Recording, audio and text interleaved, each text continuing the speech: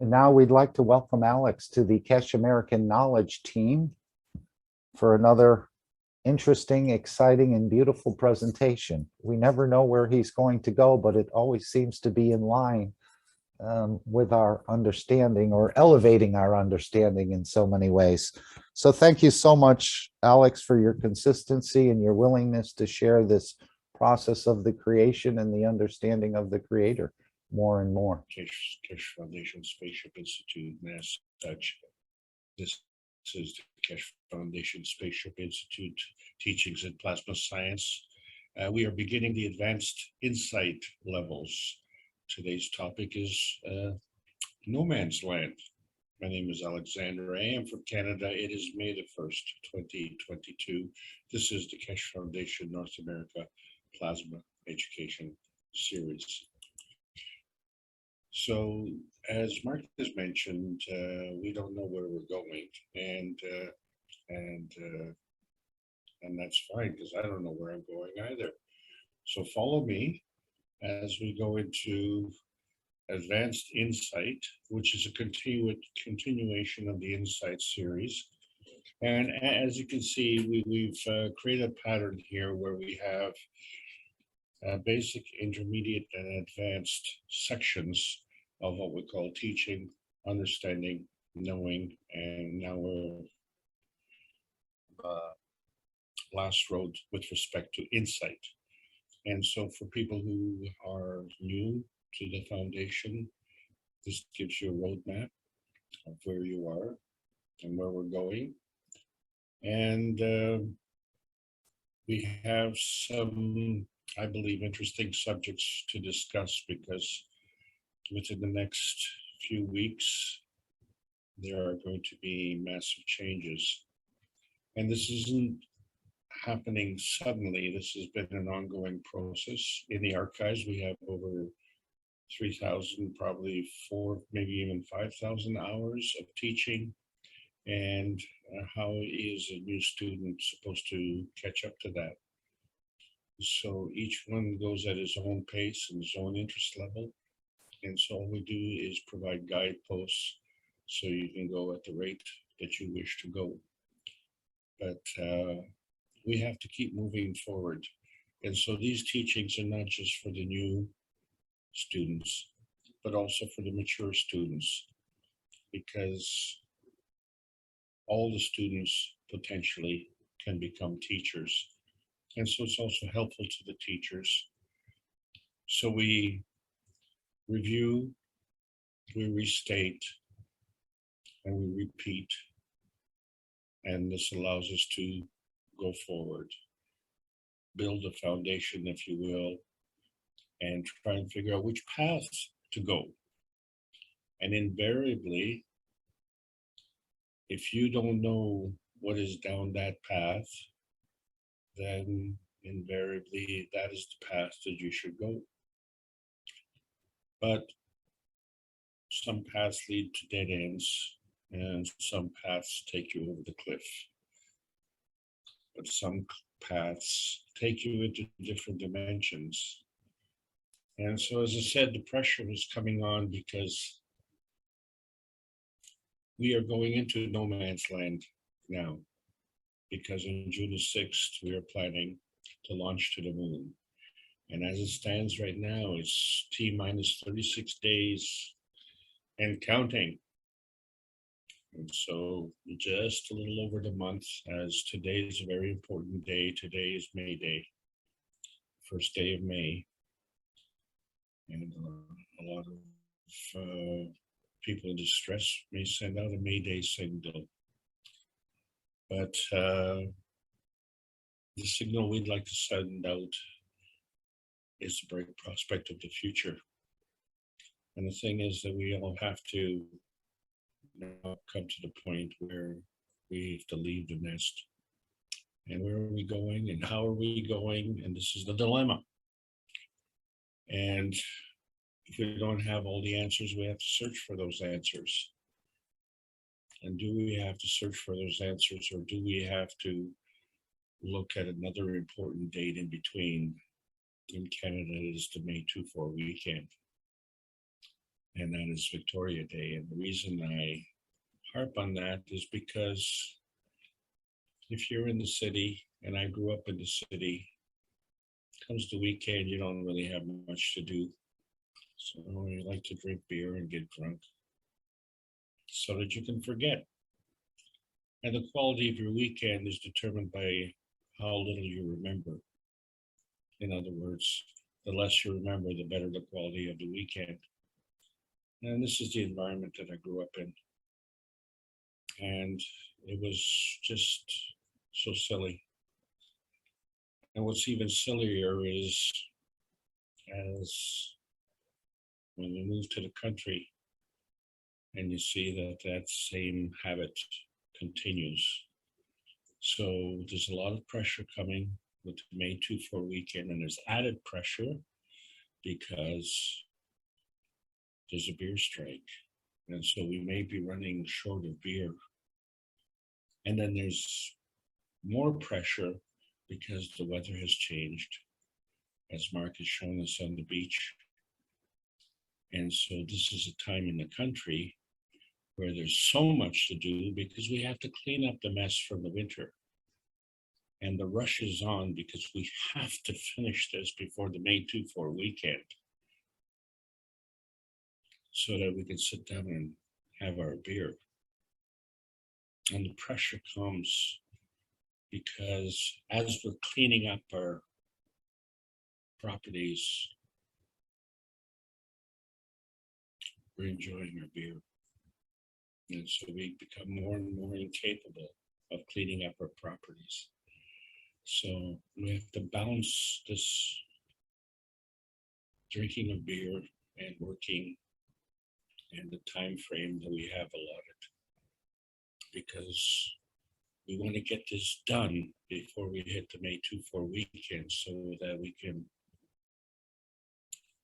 suck on that barley pop and forget our daily troubles. And this isn't that interesting. We can't remember what happened to us before we were born. And we don't know what's going to happen to us after we die.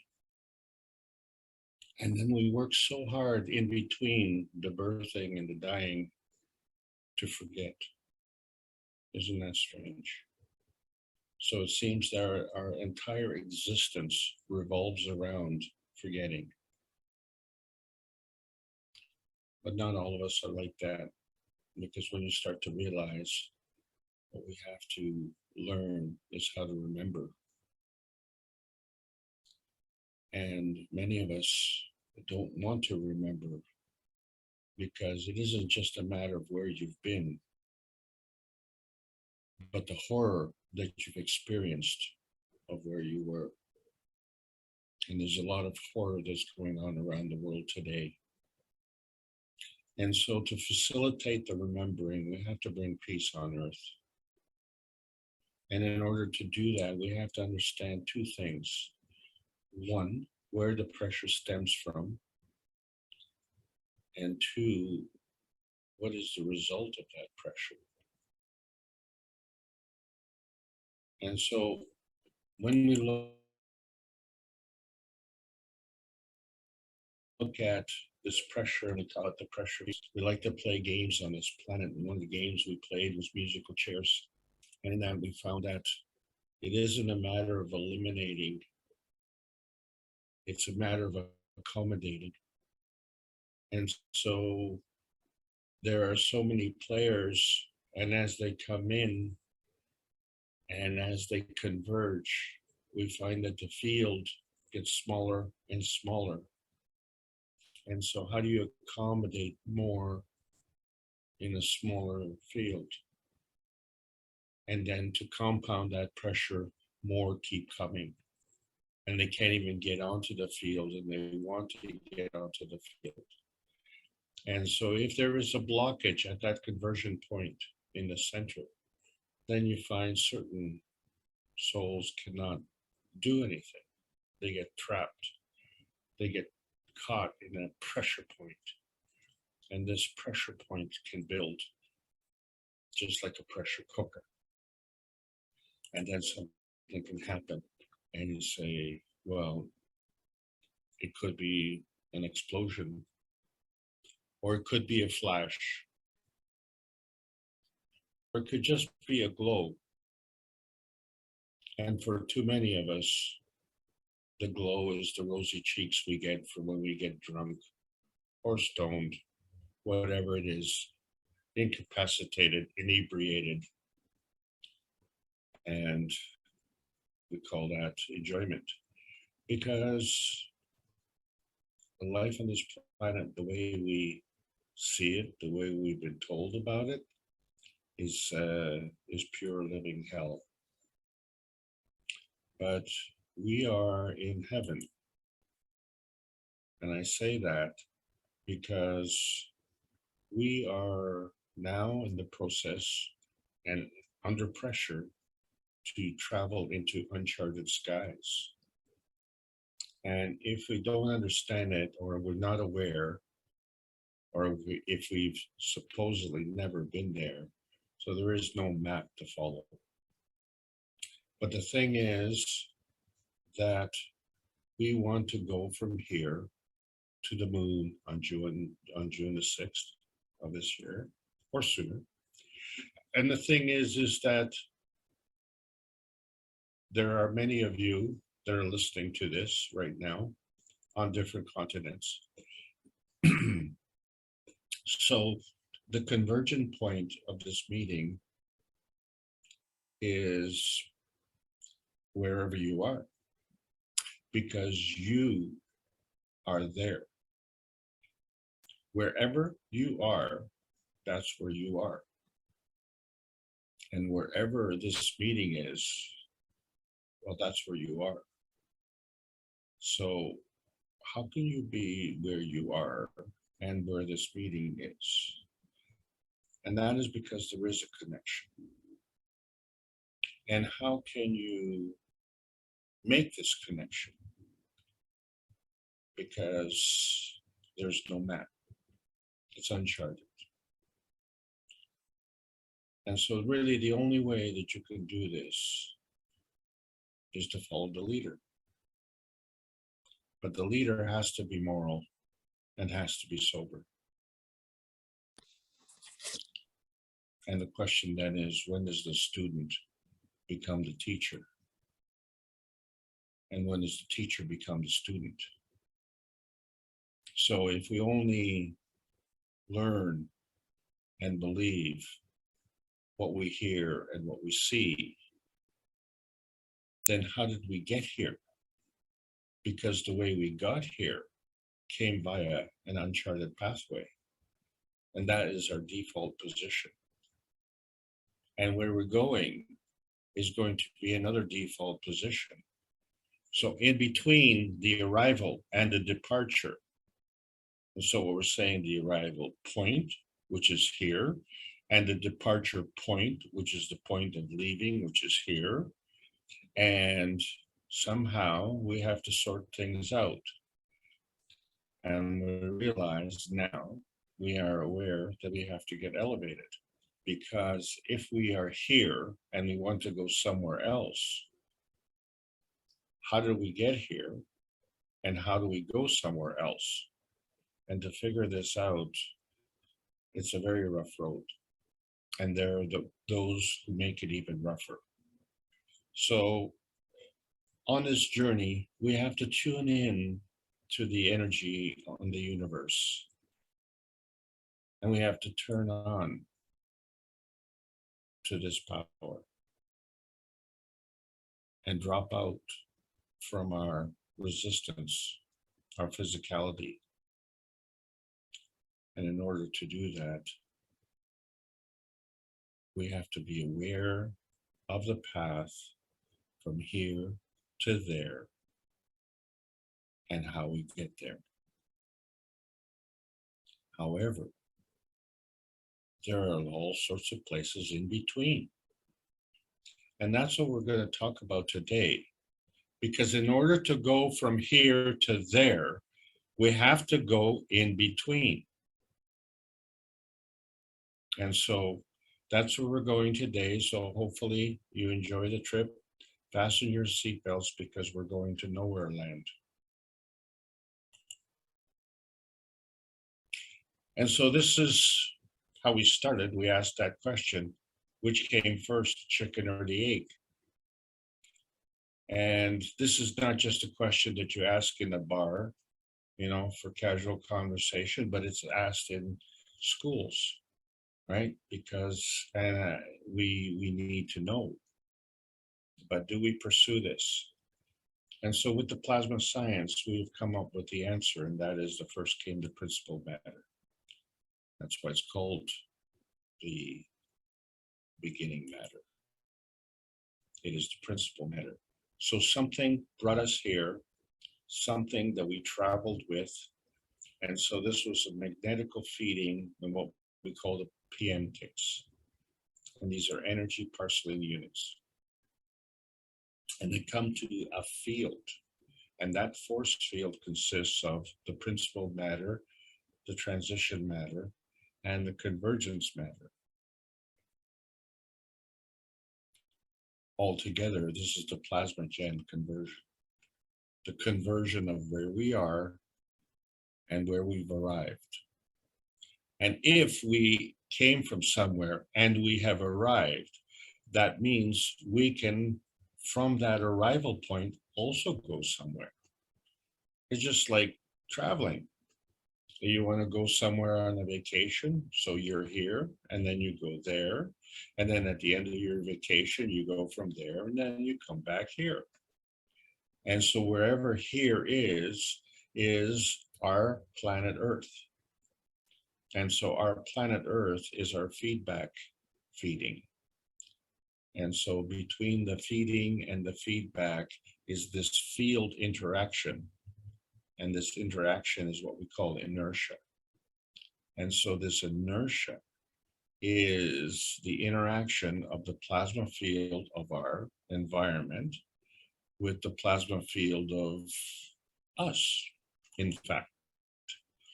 And so we have come to the terminal point of our soul limitations, because when we're bound in that physical state, and that physical state is totally aware of a past state, and of course is totally aware of a future state, because we desire to go into that future state, because we don't want to remember the past state.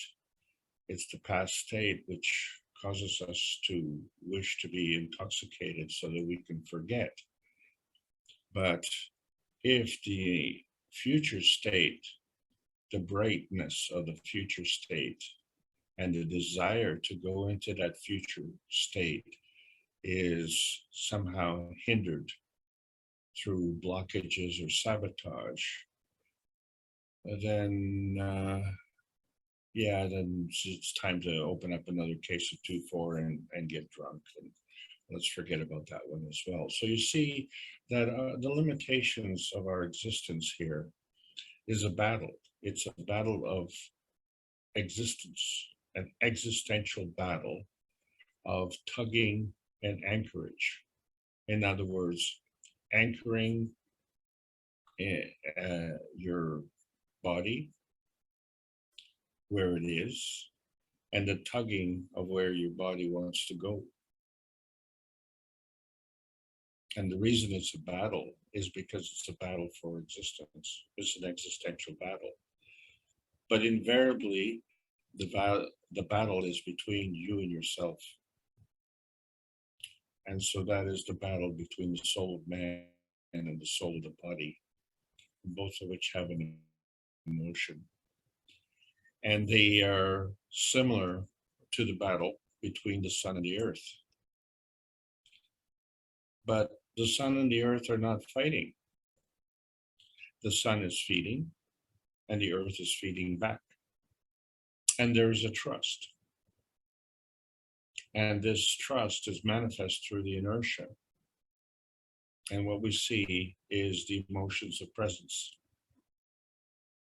And so this is how we transform. The transform of the soul into the physicality And we have this special quality, which we call a variable.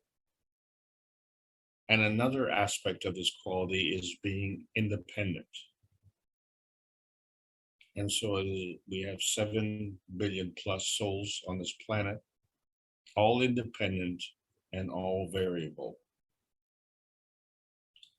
But it also depends on your point of view.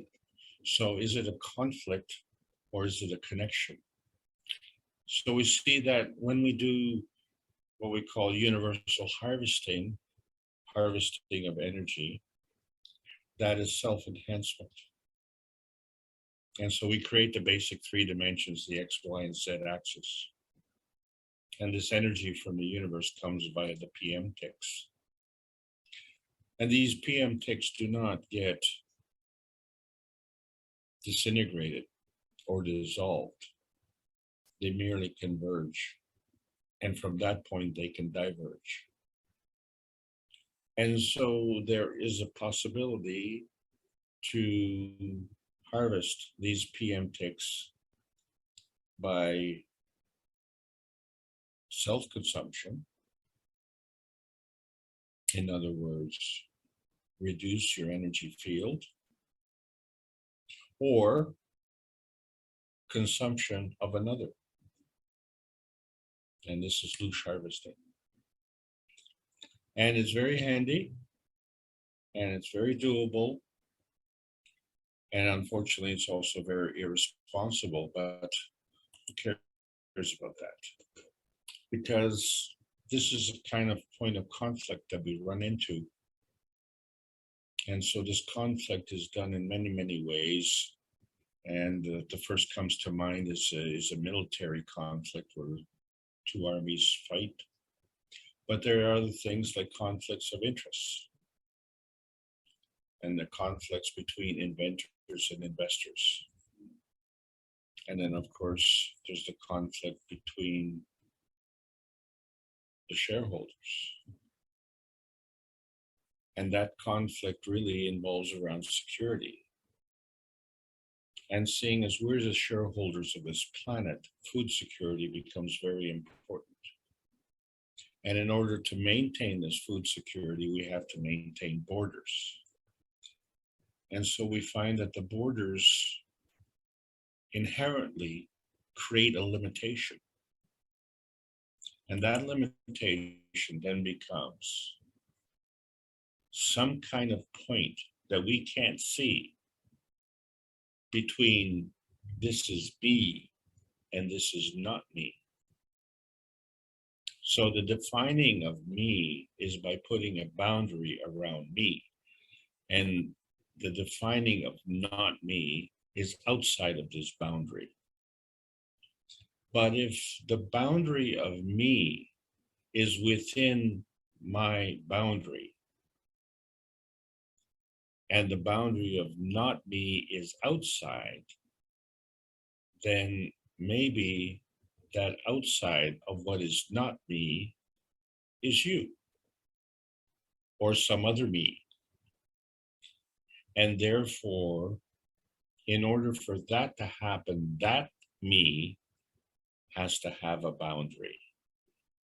And so what is not me is some other me, and what is me is not some other me. And so this becomes a point of conflict. But if this conflict were to manifest into a full-scale battle, then there would be a war. And what is me and what is not me will want to come together. But in order to coexist, then there has to be a deflection.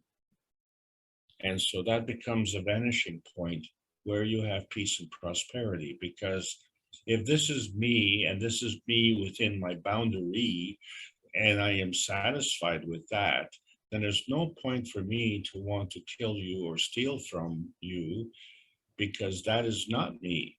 That is another me. That is you. or something else or someone else. So there's no point in having this conflict. So that conflict, in fact, it vanishes, it disappears. And this is the hard to understand part about peace, because peace is not something that you can slice up or package. And we see that because now we have a capability as plasma scientists to enhance our susceptibility, the susceptibility to be able to transcend different energy fields. And once we have achieved going from physical state to nano state to GANS state, and then we witness inside the GANS that there's a hole where the GANS has disappeared. But we can see right through that hole to the other side because that hole is also transparent. But there is something in that hole, and that is the point of the soul. And so this vanishing point is the point between what we call the verification point and the validation point, or what we call the transmission to and the transition from. And this point of existence that we have is the transmutation from the convergence of these 2 points.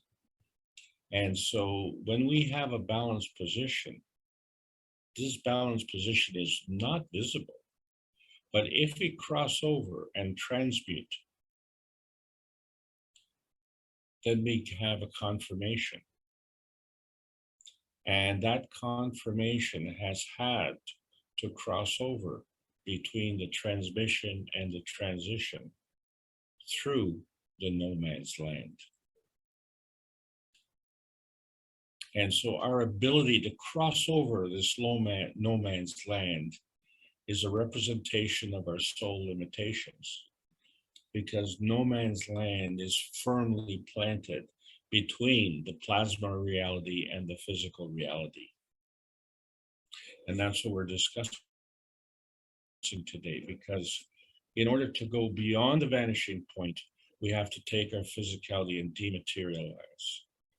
But if we want to see the other side, so this no man's land becomes a point of transparency to materialization, then we have to be able to transcend no man's land into the point of visibility. So the crossover point is where the vanishing point and the point of transparency meet, smack dab in the middle of nowhere's land. And nowhere land is no man's land. And so there's a connection, but we can't see the connection.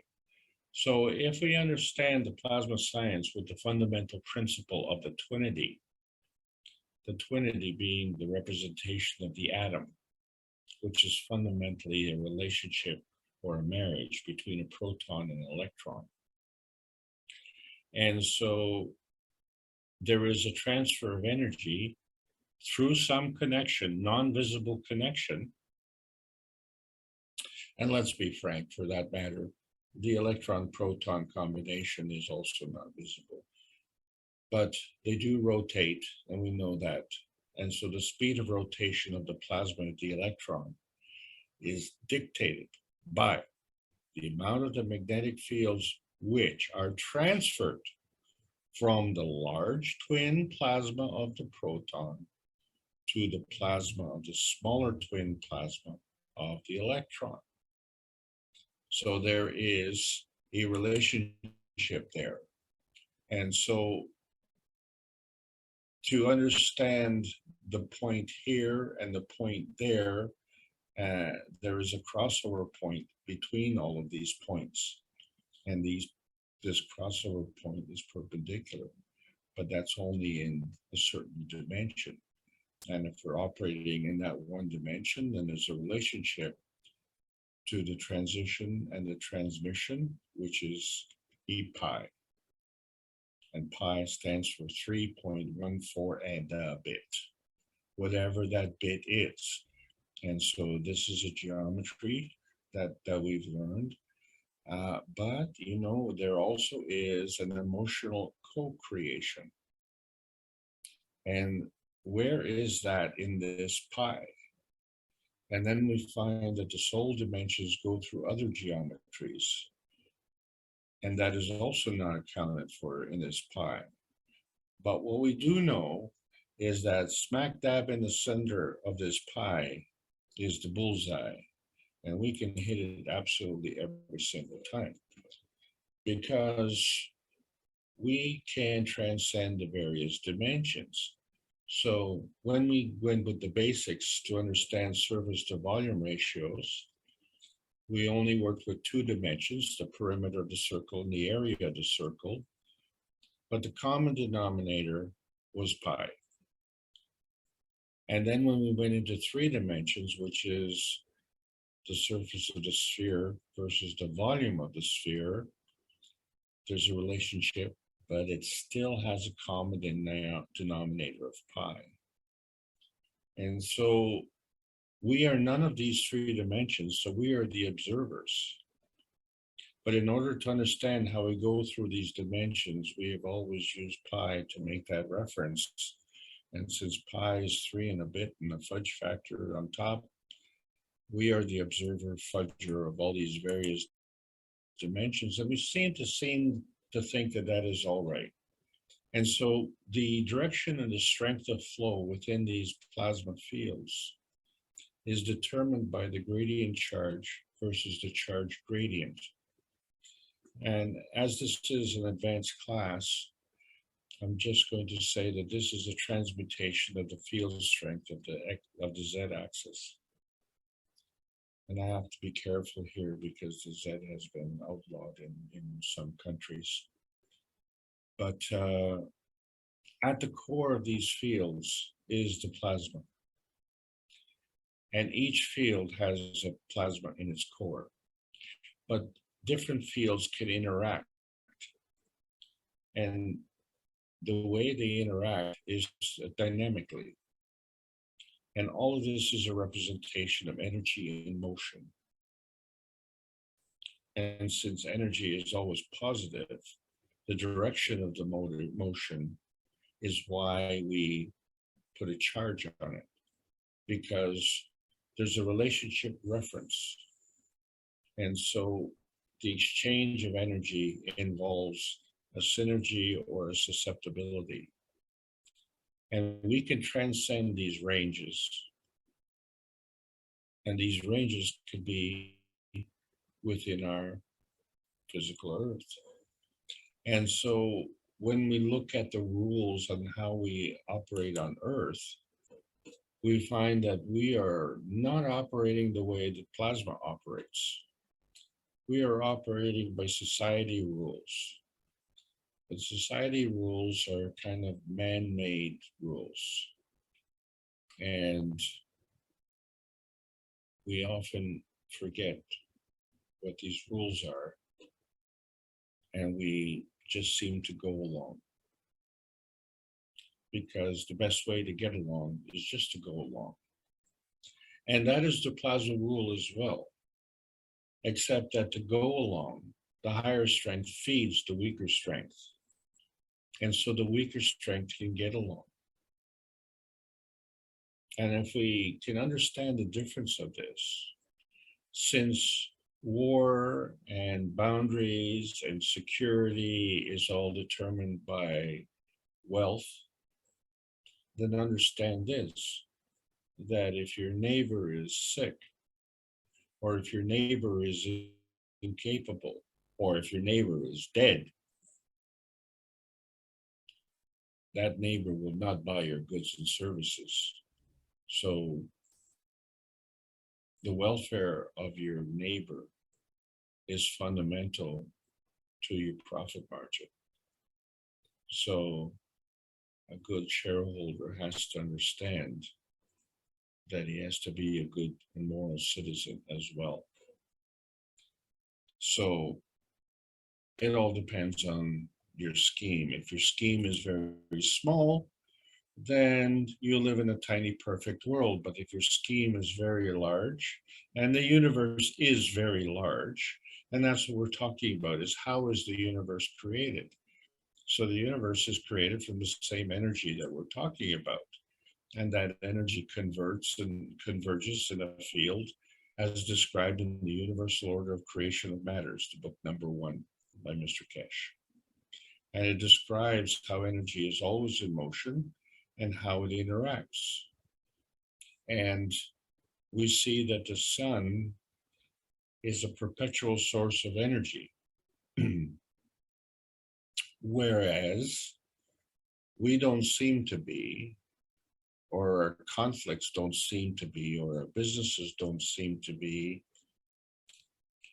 things in our social structure don't seem to be perpetual. They seem to be very, very temporary. And the reason for this is because if you have two plasmas that come together and there is no resolution, then that becomes a conflict point.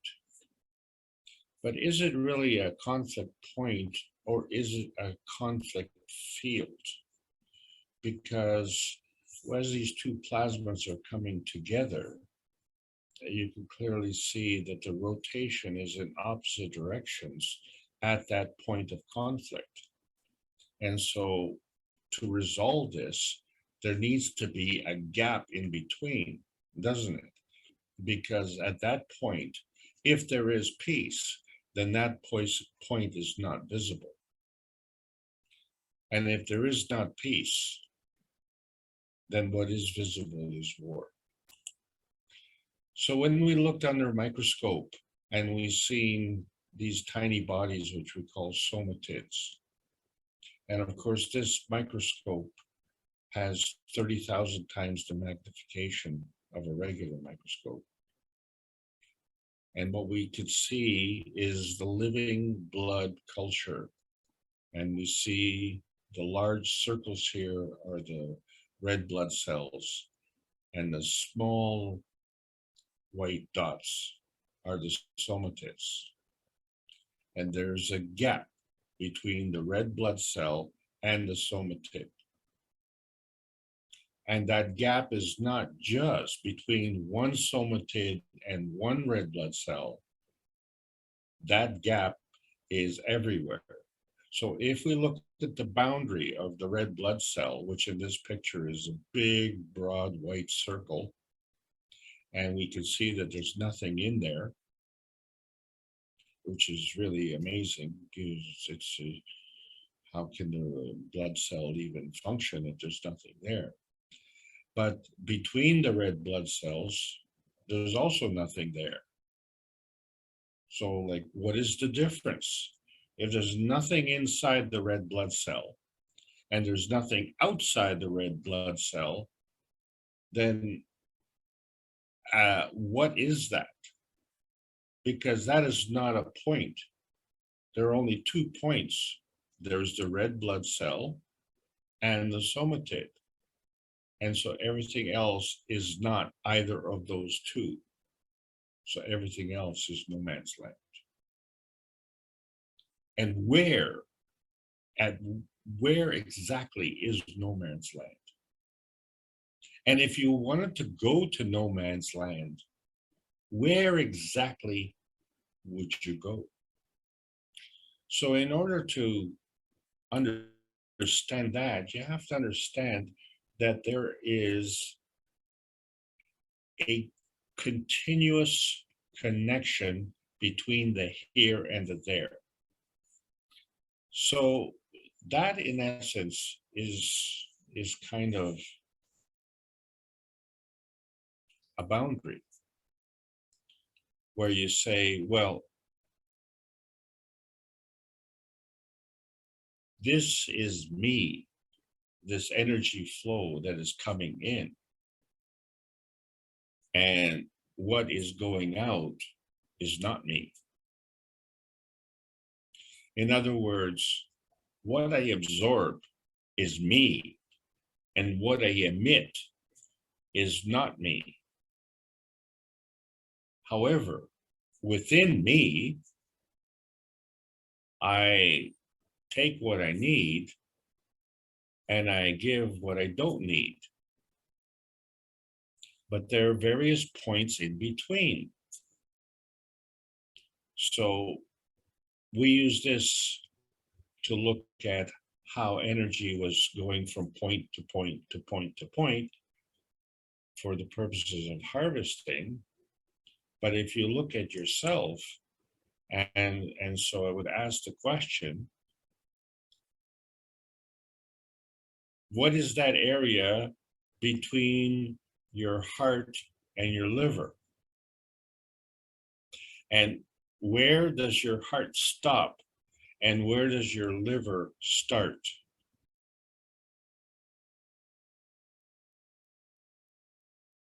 How do you know what is you and what is not you? When you know that your heart is you and your liver is you. So if what is me is at a certain point, and so let's say the heart is me, then at some point the heart is not me. But then at some point the liver is me. And then at some point the liver is not me.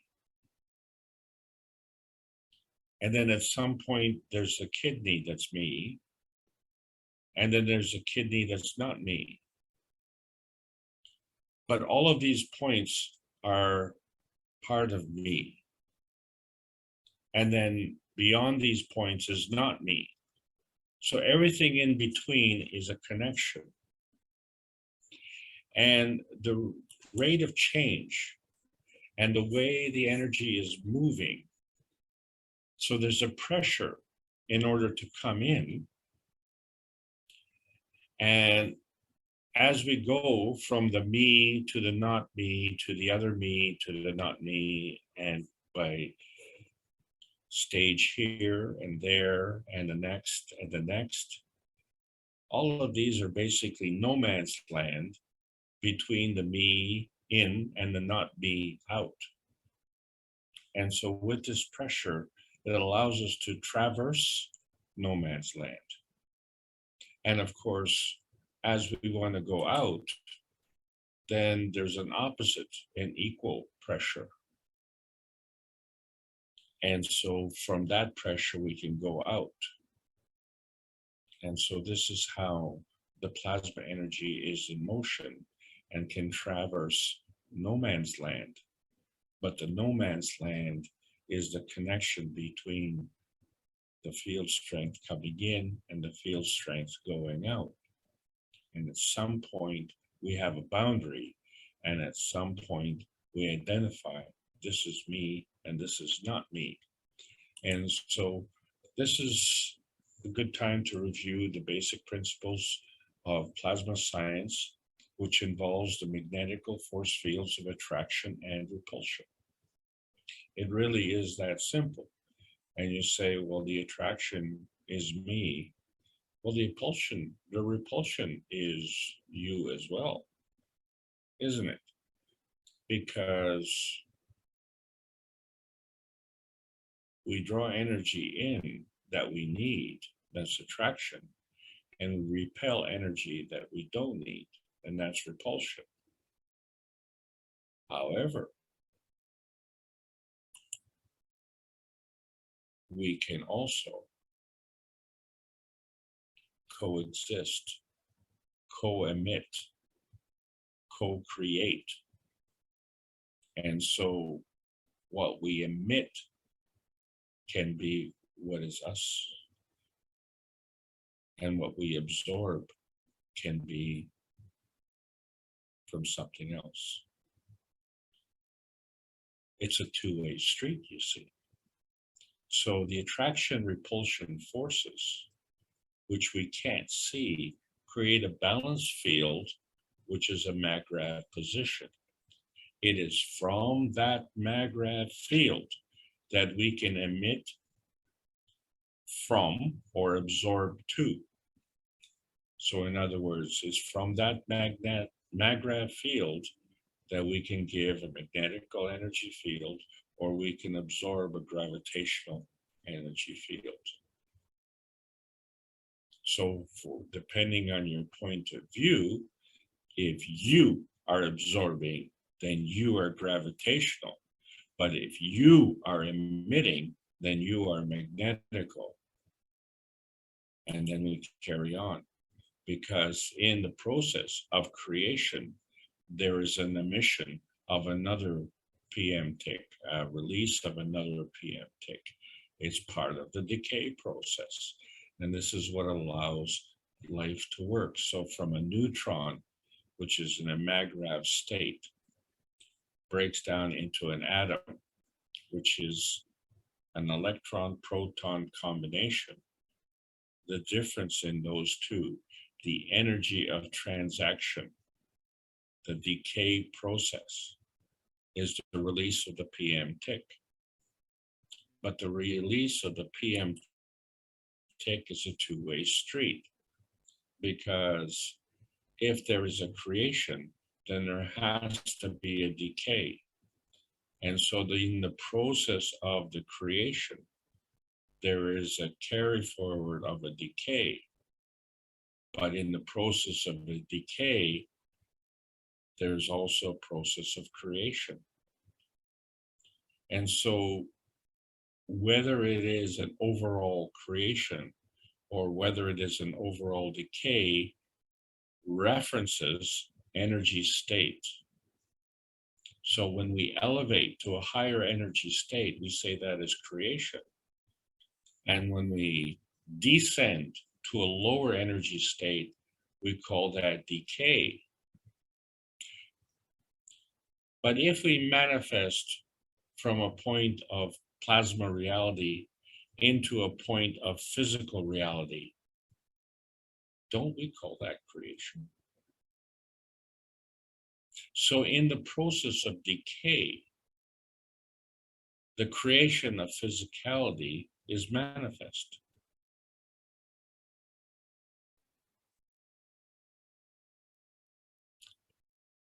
And there's a connection, and this is transparent. And so this becomes what we call the covalent bond. Because not only is there a bond between the neutron and the electron-proton marriage, but there's a bond between the creation, the elevation to a higher level, or the decay, the descent to a lower level. And when we're talking about lower level, all we're talking about is lower energy state. We're not talking about a lower level as in a caste state, or as in a rank. We're not playing in a sports team league where the better sports team is at the top of the standings and the poorer sports team is at the bottom of the standings. We are in the same standings, whether we're in a higher level or a lower level. And there is a connection, and this connection is no man's land. And it has, as you can see, many different directions. So when we try and sort out our compass and we try and find which way is north, well, we may be backwards or we may be upside down, or it may be completely vanished, because between the point of the source and the point of our soul, there is a link, and that link is somewhere in no man's land. We don't know where it is, and we don't know at what point on that link it is, because that link is not a point. That link is a connection, and we can transcend that connection. And we can transcend that on the same dimension, or we can transcend different dimensions and then transcend that link. And we see that in the cups of life, and this is becoming very, very important. because we're coming down to a point where not only do the cups of life help us to understand plasma science, but they are also a necessary part of our science because we have been missing some links. And so what the cups of life talk about, where we can physically create a cup of life and plasmatically create a magnetical field and a gravitational field within that cup. And because we create different types of cups, so we can clearly see that there's a difference between an emotional cup and a physical cup. And we would like to keep these sometimes separated. And if we're creating the GANs inside these cups, then we keep them at least a meter apart so that the fields can build up within them that will either represent an emotional or a physical context. But we can put the two together and even more. And so when we look at inside one cup, we can see that we are creating zinc GANs, copper GANs, CO2 GANs, calcium GANs. And where did this GANs come from? How did it manifest? Because it didn't come from the cup, did it? And then on top of that comes the amino acid. And we know when we create amino acid, we create water.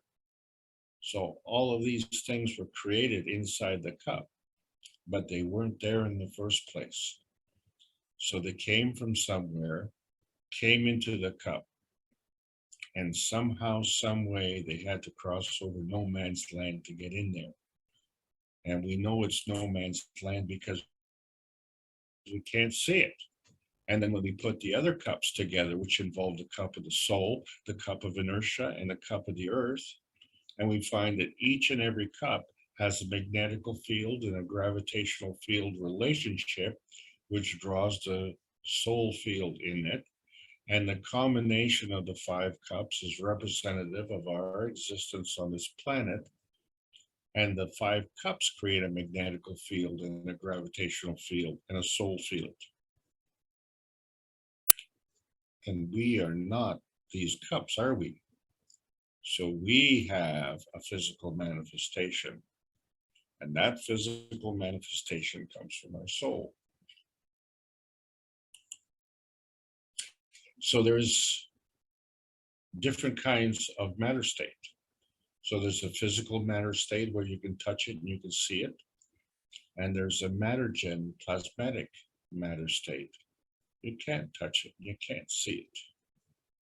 But between these plasma states, there's a feeding and there's a feedback. And you are the common denominator. And so you can be a feeder, or you could just give the feedback. It all depends on how you're connected. And if you don't think that you matter, then you will have to reconnect and reset. Hit the factory reset button, what they call the default position, and understand that you were born. And just because you can't remember doesn't mean you didn't get here. Because you see, you got here somehow. So there was an energy pack that came in, and it had an aminogen energy composition in it. And that was you. And you crossed over through no man's land and you got here. And it's your soul decided to engage the environment here, the earth environment. And so this is how we see that when you got here, you were very precise in how you got here. You got here into your mother. So you didn't need target practice to do that. But somehow as we've grown up and supposedly matured physically, we need to have target practice again. on how do we go from this dynamic transfer state into this physical destination state. Because the dynamic transfer state is the feeding state and the physical destination state is the feedback state. And that state somewhere in between, well, that's no man's land.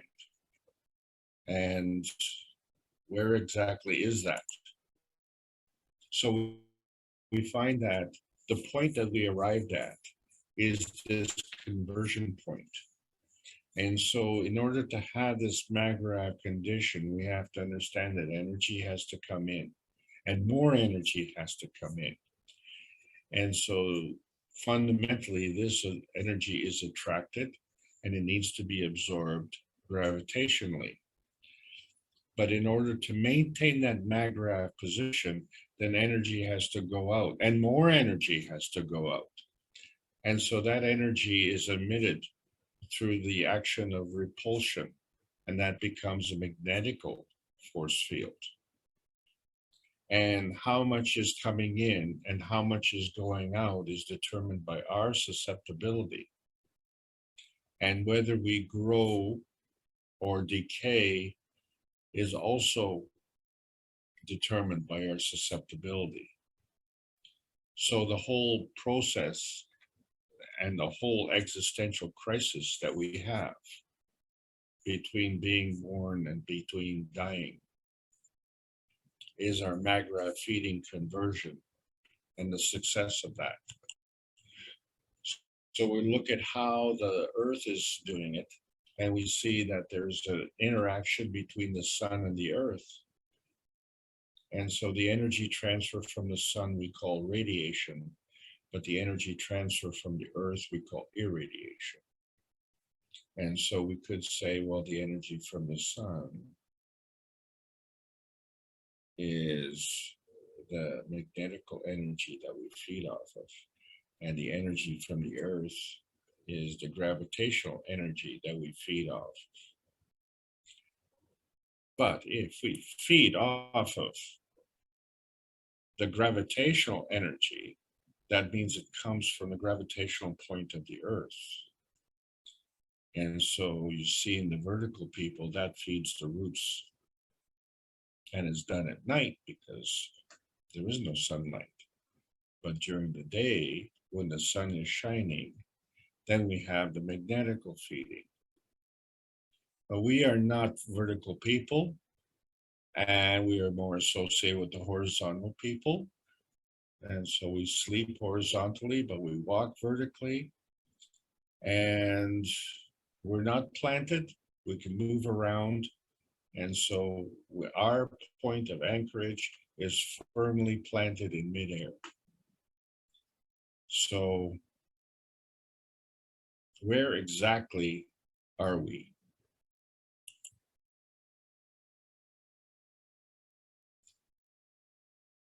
So wherever we are in our default position, and that is normal. So we all want to go back to normal, but we are normal. You see, the majority are seeking normality. And as such, that is freedom and emancipation. And you see, the universe is normal. And the earth is part of the universe. And so the earth seeks freedom and emancipation. And some people seem to think that it's freedom and emancipation from humanity. However, we came here for a reason. And our reason is not just an existential crisis, but there's a default position. So our default position harvests this plasma energy from the plasma universe. And it's done with a purpose. This is the normal. When we have this reflection, as we see these two rainbows, the arc of the rainbow is opposite. This is not normal. What we normally see when we see two rainbows is we see the arcs as parallel. And so there's colors in the rainbows, and there's a relationship between the wavelength and frequency of these colors. And so what we do know is that these colors, because they're visible, means that they're in small m matter plasma state. But at what point does the yellow become green? Or at what point does the green become yellow?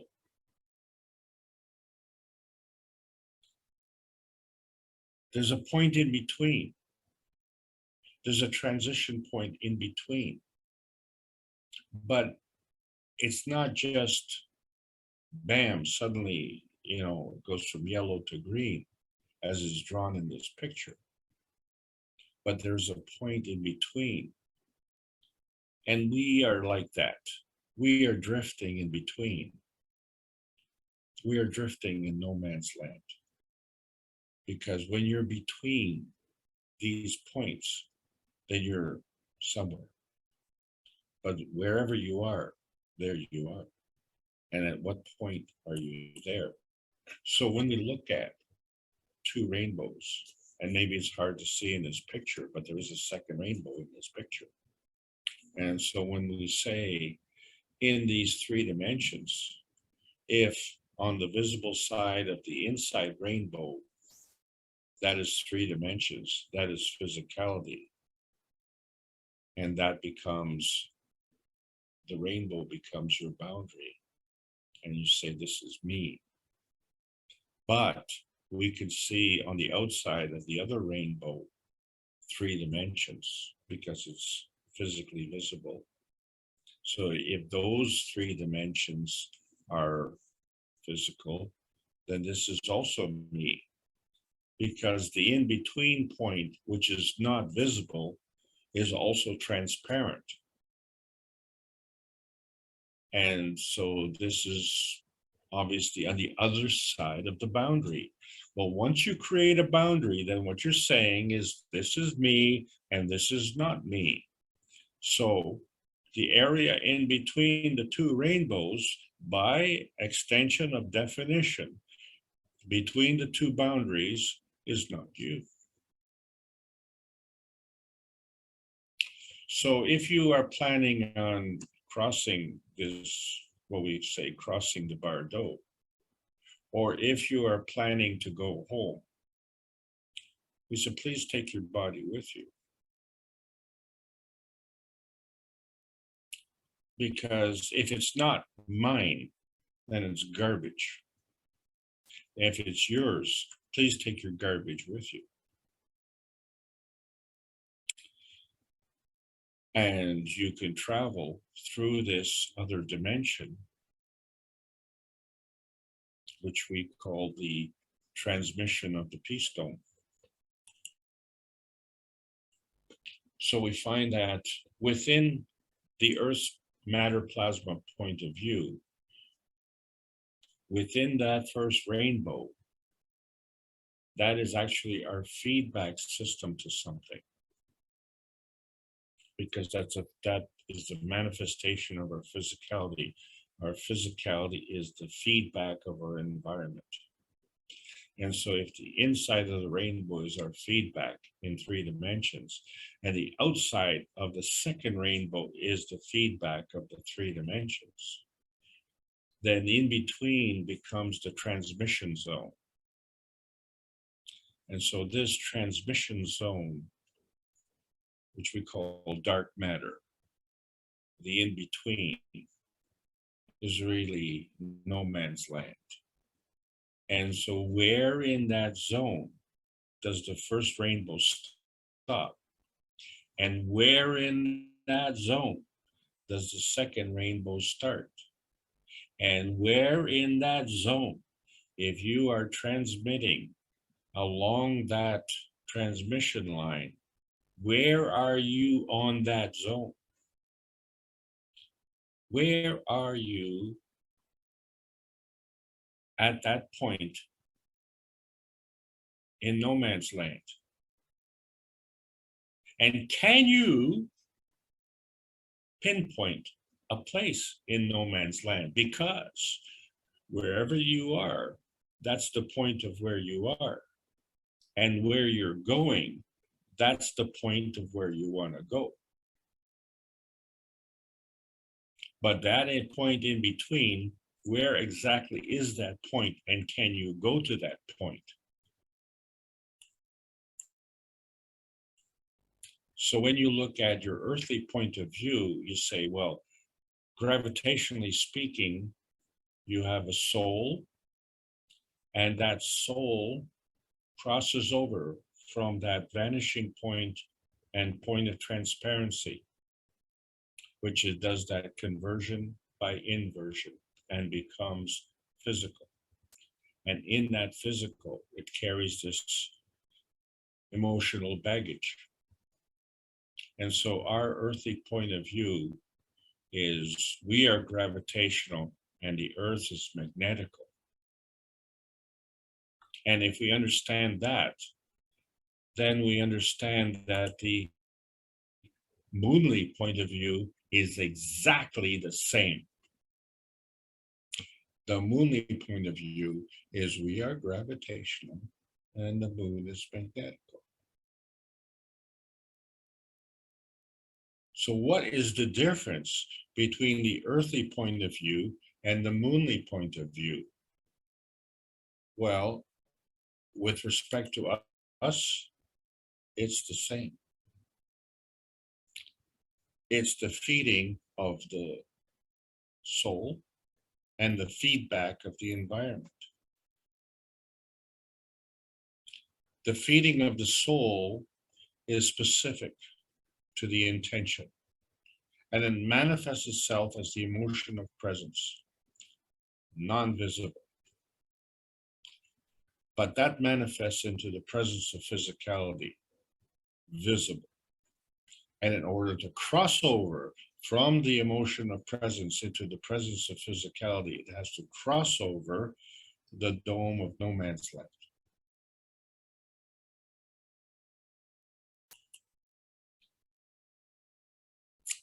So if we understand that in its simplest point of, then energy is just energy, isn't it? How many times has someone said to you, well, water is just water? Refusing to differentiate between the water coming out of the tap, which has a low energy, and the water within your body, which has a plasma energy much higher, many orders of magnitude higher.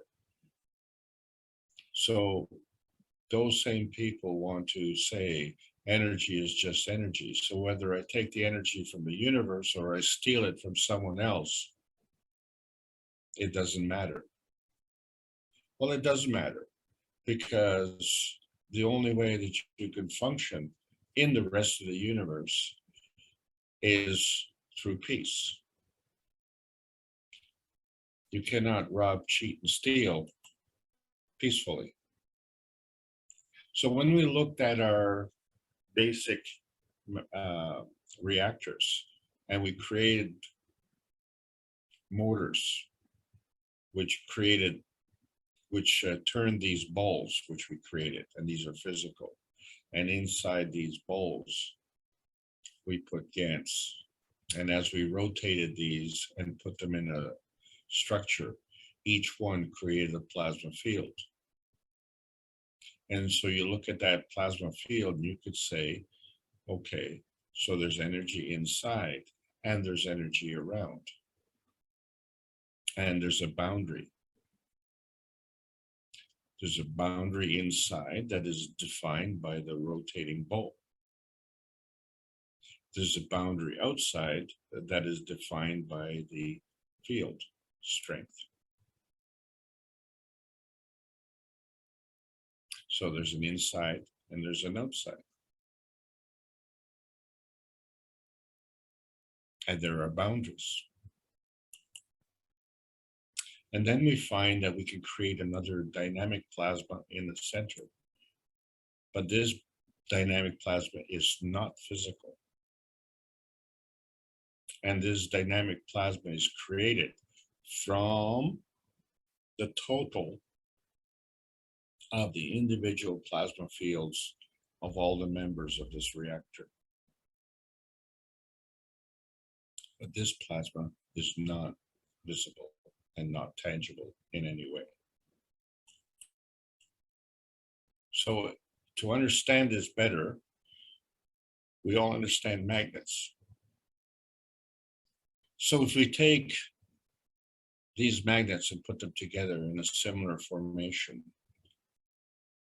we find that the center magnet has to be of a different polarity from the other three. And so the center magnet is physical. But interestingly enough, if we remove that center magnet, we see that there's no change in position.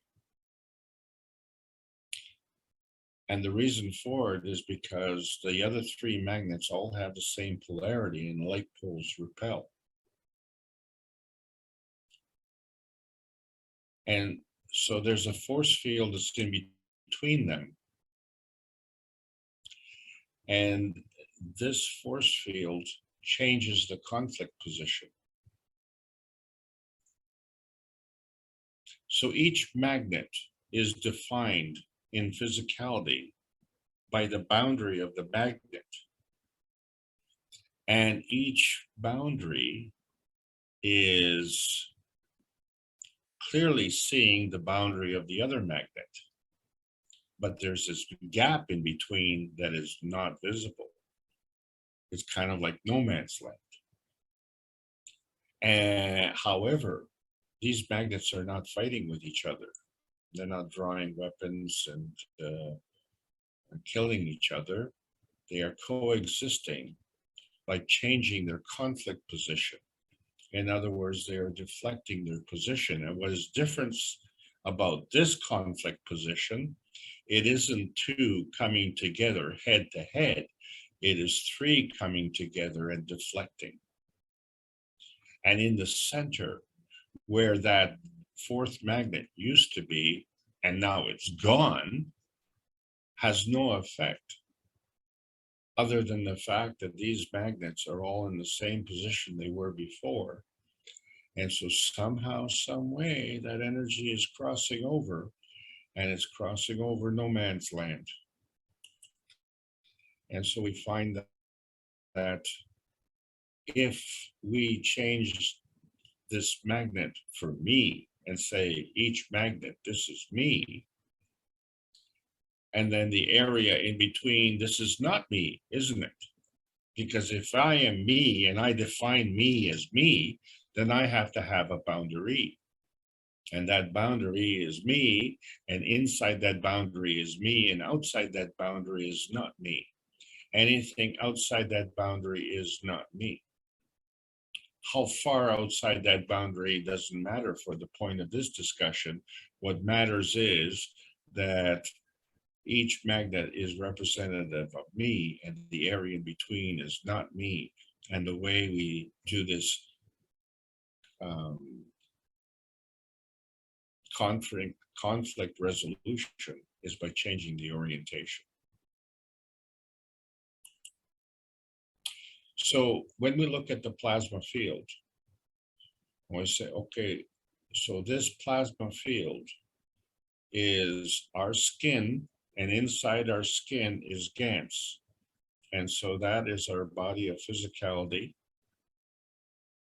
And so the skin is our boundary. And so inside our skin is me. And what is outside the skin, well, that's not me. But we all know that we have an aura. So there are 4 points of reference here. There's the inside and outside plasma reference. And so we've already established that inside this is me and outside is not me. But outside of not me is the aura. So that is me, isn't it? Because the aura is me. It's my aura. So inside the plasma is me, and outside my aura is me. So in between me and my aura, well, that's not me. There's a gap in between there, because how does the aura get outside of the skin? And then what's outside of the aura? Well, we've already established that outside of the boundary, well, this is not me. So there's another 2 points of reference inside the aura and outside of the aura, isn't it? So you have an inside of the plasma and an outside of the plasma. And you also have an inside of the aura and the outside of the aura. And so the gap in between, well, this is your no man's land. And so the rate of transmission crossing no man's land is determined by the field strength. And so if we look at our presence of physicality and our emotion of presence, that's within our skin.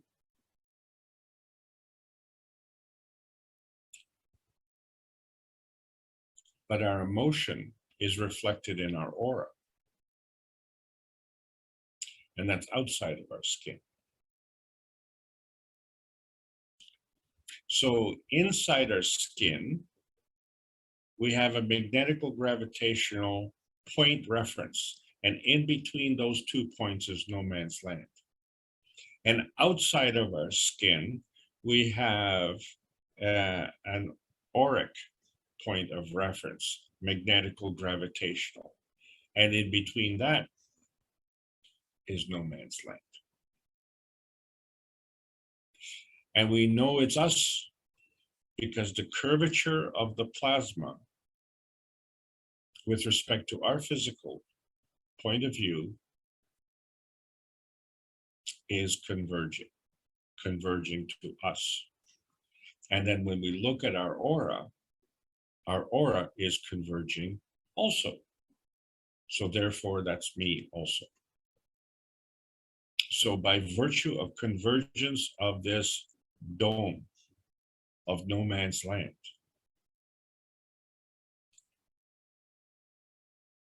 both domes are me.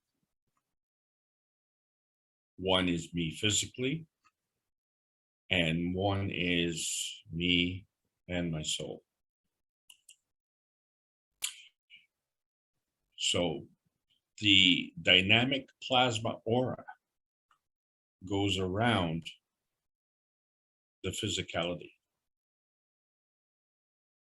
And so your physicality is feeding radiantly. But that radiance feeding is coming from another source.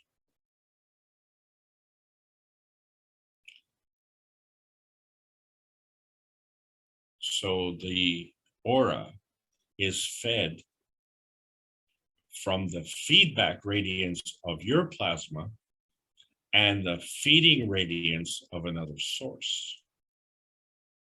Because if the stronger feeds the weaker, the radiance emanating from your plasma position has to be weaker.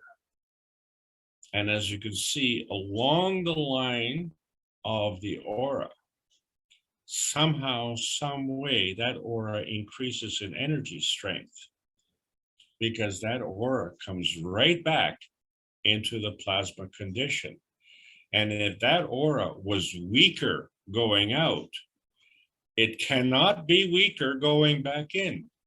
It has to be stronger. So the point that we look at from the top point of reference to the bottom point of reference is drawing in the convergence of energy from other sources. And we didn't say which source, but the point of movement along that line of aura, the difference in that movement is the gathering of strength. In other words, the 2 points drawn on this aura, the first one is weaker and the bottom one is stronger. So the emission is magnetical, the absorption is gravitational, and there is a gap between the aura and the physicality. And so that is your dynamic plasma aura. But what happens now if we have another dynamic plasma?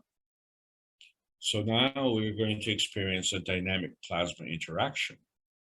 And so what does that mean? Well, that means there's going to have to be a reflection here, because if the energy coming in is divergent, then that's not you. And if the energy is coming in convergent, then that is you. So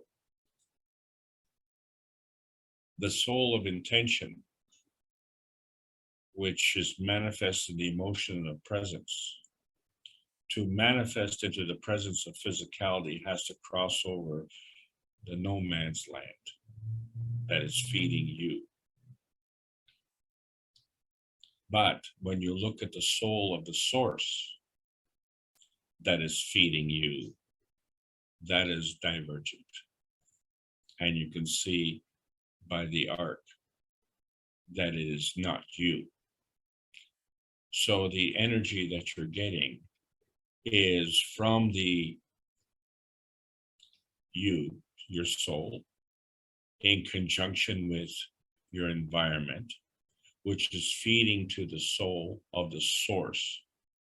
And we didn't say which source, any source. That becomes the emotion of presence, because it is the relationship, the magnetical gravitational relationship as represented by field strength, which is positioning your emotion of presence.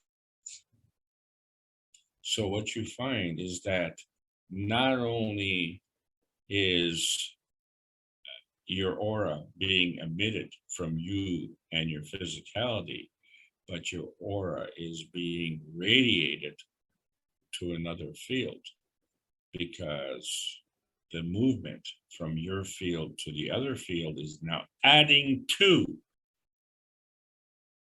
the other plasma field. So this is the dynamic plasma transfer beyond the aura. And so that gap likewise becomes no man's land. And that other plasma aura will also feed back to you. So you have a double feeding system. You feed yourself, and the other plasma feeds you. This is how you gravitate. And so the question then becomes is, in between, how can you maintain this point? And the reason you can maintain this point is because when you draw in the third, now you have a pinpoint of no man's land. You could add a fourth, fifth, sixth, how many you want. And then you will be crossing no man's land with respect to these other plasmas. So you know where you are and you know where you're going. But you could also stop in between. In other words, stop in no man's land. And if no man's land is nowhere, then that becomes our dilemma. Where exactly is that? So this is why we've been grounded so badly in our understanding of creation. And we've been able to get away with all sorts of nonsense because we've refused to cross that boundary to engage the universal community. And guess what? The universal community is likewise don't want to cross the boundaries. So there is this no man's land in between. because the way the universe operates is based on the ethos. Life wants to live, and you know that because life will grow. When the army leaves, the flowers will grow. It doesn't matter how much they stomped on the ground. It doesn't matter how many boots on the ground. Life wants to live. And so the rules of the universe involve morality, compassion, and true courage. That true courage is to understand the universal laws of creation. And so this no man's land is really the angel's lands. No one owns these lands. We have man-made laws which gives us ownership of land, but what they do is actually assist us in operating on the earthland. The laws of the universe assist man in understanding the role of man, not the limitation of man. That's the difference between angel investors and angel providers.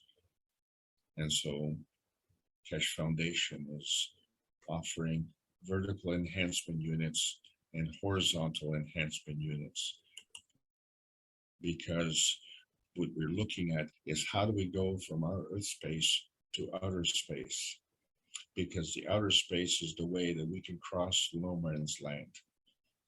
In outer space, this is the plasmagen state, and this, whatever point it is in no man's land, is the point of transmutation. And so we can see that there's a connection between the physicality, the soul of the body, and the soul of the man. And there's that connection has to cross no man's land. And so we know where we are when we go to sleep. And if we remember our dream, we might know one of the places where we've been, but do we know where we are in between? And so this becomes the art of dreaming. And can we go beyond? So if we say, well, there's the inside, and then there's the outside, and then there's the outer space. And if we understand the rules of outer space, then we can easily understand the rules of physicality, because the rules of outer space are operating in a higher energy field. And that is why we're offering the vision enhancement units for the US military to recover from PTSD, because this is where the spirit and the soul can get enhanced to soothe the pain of witnessing the worst part of humanity on this planet, because the worst part of humanity is not the default pathway of humanity. The default pathway is you were born. That was your plasmagen interaction. And so that vision enhancement unit will also help us define plasma, because we see that plasma is operating at different kinds of energy states. And if we can understand how to move from one energy state to another energy state and how to interact, and then we understand that the limitations of science can be a dependency on a very simplistic point. And we know that the simpler something is, the more unstable it is, and the more complex it is, the more stable it is. And so we find that the universal enhancement units are emphasizing the relationship, not only the magnetical gravitational balancing, which we call a maggrav, and not just between 4 elements, but between 400 elements. Because this is the true scientific response. And the true scientific response invokes a responsibility. And the true spiritual response also invokes a responsibility. And so when we merge these two responsibilities together, we do this by adding to the knowledge. And by adding to the knowledge, we increase the rate of change. And change there will be, because our relationship has always been a relationship between this earth space, which is the physicality and the combination with the emotion, as we see in the soul of the body, and the inner space, which is the soul of the man. And then we see that our earth space has involved the soul of the sun. And that's how we got here. And that is part of the outer space, which we're trying to understand. And so there's a sequencing. So we see that the interaction of the soul of the sun plus the soul of the earth is what attracted the soul of the man. That's how we converged here. That's how we got here. And we can't remember that. I would take the soul of the earth plus the soul of the man. Well, that brought the soul of the body here. And so that is crossed over no man's land and inverted itself into the spirituality. And then the soul of the earth plus the soul of the body, then it finally manifests itself into the physicality of the body. This is our default pathway, the soul sequencing that we see, that comes from the divergence of the energy of the universe into the convergence of the physicality of man. And so now we have to say, well, what is the common denominator? And the common denominator is the soul of the earth. And everything that we're talking about is actually a soul of earth relationship. So in other words, our physicality of the body is within the earth space, and our soul of the body is our inner space. So it's the soul of the man that shares the outer space with the soul of the sun. But not only, because we're not being specific as to which plasma soul is affecting us. These are the only two that we're considering at this point in time. But all of these have a relationship. And this is why we are looking at outer space, because the perception of the manifestation, as we see represented in the Stacker plasma cups and the universal cup, is to show how when two fields come together, they form another, and it is this formation of any field that is manifestation.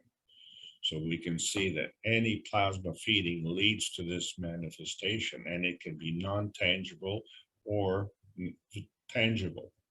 And so there's a plasmatic reality and a physical reality. But there's a duality with the physical reality insofar as this manifestation is a touchy-feely kind of thing. And we can experience the feely part with the emotion. We definitely experience the touchy part with the physicality. So we have both. And they both therefore show that the emotion of presence is the form artifact of this energy in motion, which is coming from within and is coming from without. And so as a Spaceship Institute, by going and focusing on outer space, we are into no man's space and how it interacts with Earth space. And we are the connection, not only because we are just part of the Universal Council. There are other members and they're waiting for us. And so there's this connection with the Universal Council, and it's a contiguous connection. It's done by feeding and feedback between the inner space and the outer space. This connection is automatic and it is rock solid. So what we see is the peace dome that goes around this earth is actually no man's land, where we can interact with the universal community within our dimension, within our domain here. And we see that creation of the post-amino acid state coming from the aminogen state via the carbogen state.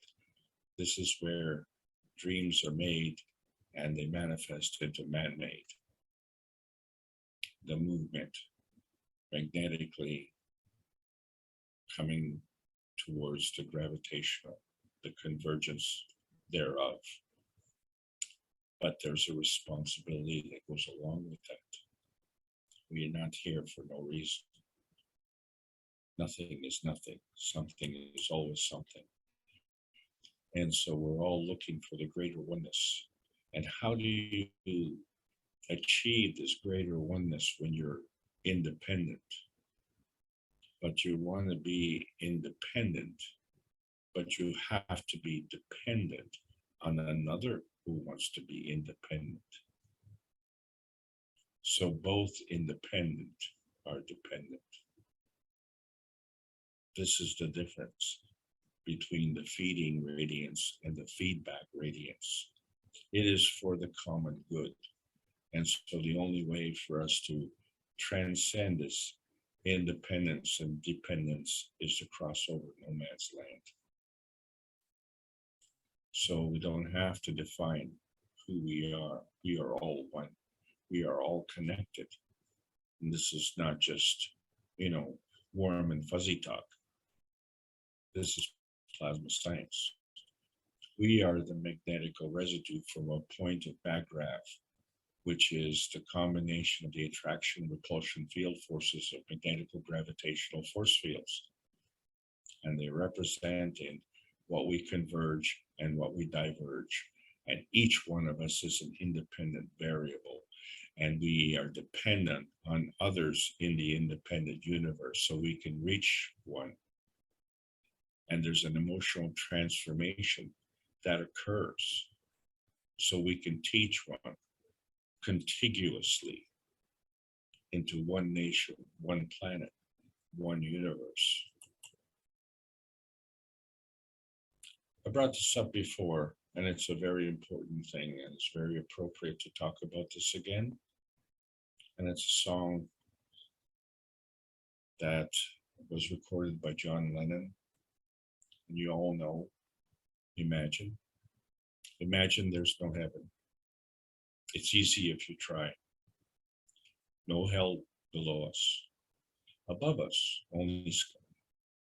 Imagine all the people living for today.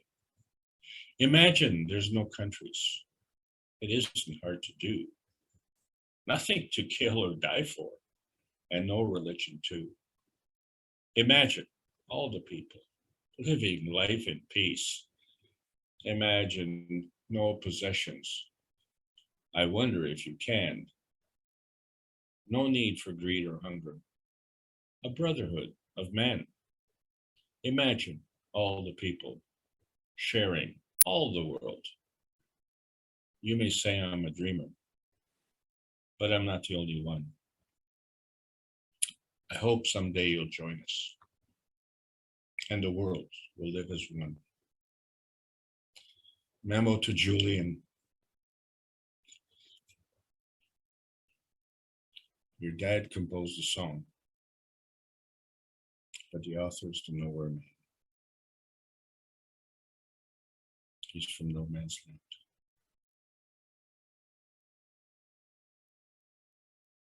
It seems you didn't know. This is the Keshe Foundation Spaceship Institute Teachings in Plasma Science. We're calling all Earth shareholders, both near and far. The world needs a peace treaty. You are part of it. Sign it. Sign it with a pen and sign it with your heart and sign it with your soul, because this is the ticket to no man's land. To experience the physical and emotional transformation. The rate of such depends on the source and balance of feeding and the feedback systems. The default position that you have always listens to the universal language of freedom. That is why plasma science needs to be delivered in exchange for peace on earth. So welcome to the outer space age. And I really hope you enjoyed this trip. Thank you so much. Over to you, Mark. That's the end of the lesson. Thank you, Alex. I don't know if I got a little more confused. You used a lot of terms today and a lot of things to think about. I was wondering about this traveling to unfamiliar places, where I know he said we could use the enhancement unit to sort of test if we'd like to go to certain places, but for those who don't need the enhancement unit, you'd already be able to do it, but I just can't imagine, do we get to test what it's like, or do the fields just attract us because maybe it's like a smell of some food and we want to find out where it came from? It just seems a mystery, at least to me at this point, about traveling and going to places we haven't been before. And maybe we can just be observers for a while until we see if we're comfortable in that place. But amazing, you're teaching. So this is a key point you brought up, because if you're planning a vacation and you go to the travel agent, you say, well, I'd like to go on a vacation. And, where exactly is this vacation? Exactly. Getting on a plane. I'll just put you on this plane and we'll see where you end up. Well, you could end up in the middle of a war zone.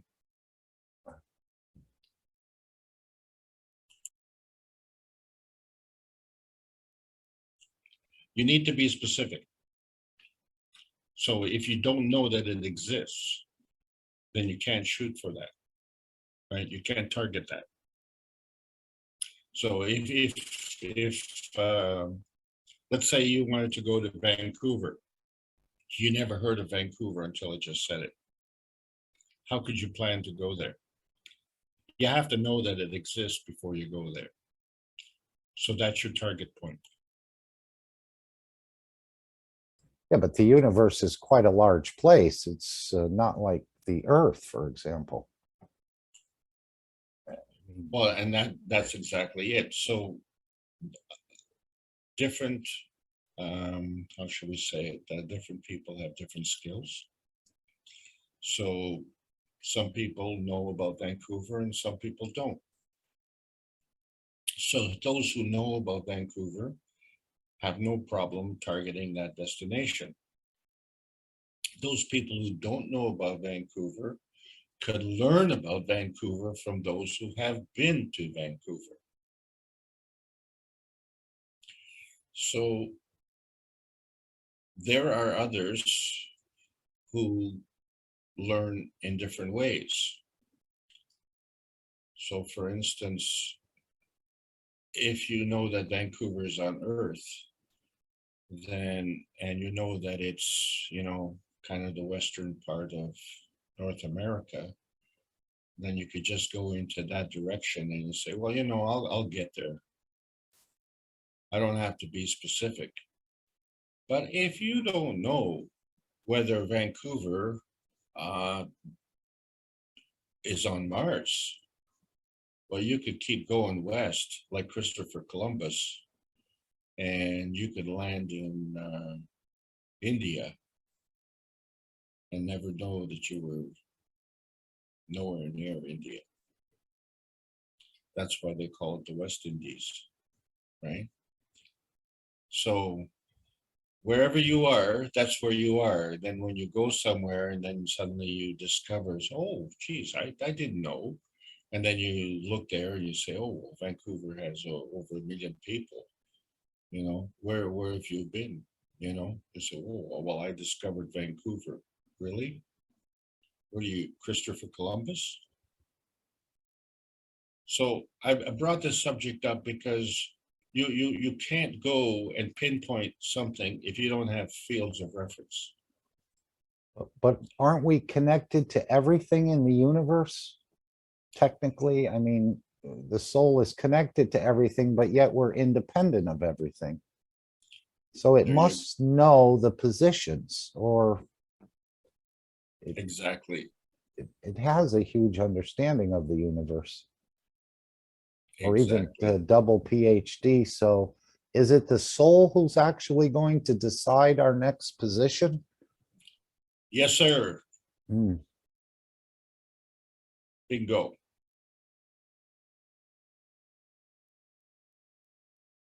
I know you mentioned food security, which I think is going to get everyone's attention in the coming months and couple of years. I think Mr. Kesh said Ukraine wouldn't come back online for 2 years, and that's probably on the short end. And then you need another growing season. So this is a beautiful opportunity, hopefully. But what are we going to do in the meantime? If a loaf of bread is $10 or $20, I know Mr. Kesh talked about releasing this small ceramic marble type of device, which could come into play here, creating these capture systems. But in the meantime, I don't know what actually, and we do understand some ways of feeding ourselves and absorbing more energies, or maybe it'll just be our determination to be fed more by fields, somehow absorbing them. But it looks like the attention of the world is going to be focused on some food resources over the next coming period, 2 or 3 years, I would say. It may get, it may not start out terribly bad, but over a year or two, if shortages persist, it's going to get everyone's attention to start looking for an alternative. And I think this is where we fit in a way. Definitely. Yeah. So, this is springtime in the Northern Hemisphere. So it's the time to plant, or, so some of the crops they plant in the fall and then they harvest at this time. But I think that harvest is going to be compromised one way or the other for this year. And so the repercussions will really be bad going into next year. It all depends on what the storage facilities are like. But, ideally, if you grow and harvest within the same year, then that will work just fine. But, if you compromise the planting or the harvesting in any way, and then you'll defer that to the following season. And so that's why, it'll be not the start of the following season, but the end of the following season. So there you go. That's this year and next year. So that's why there's those 2 years. So that is an opportunity for us to demonstrate the science. But you see, the key point here is that the earnestness of demonstrating the science is for the betterment of mankind.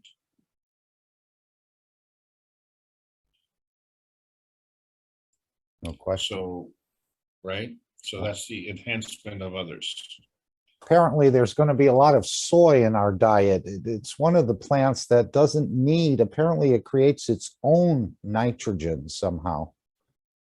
And most of the other plants need an addition of nitrogen, or the fields, however it absorbs it.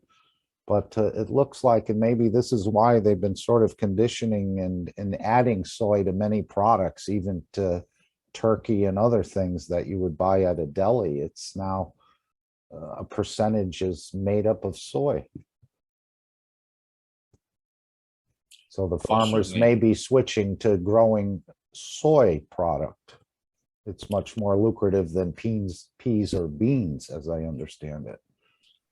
Well, food is not just filling your stomach. There's a purpose for that, and that is to draw the energy from the food. So if the food that you're eating is devoid of energy, then the nutritional benefits won't be there either.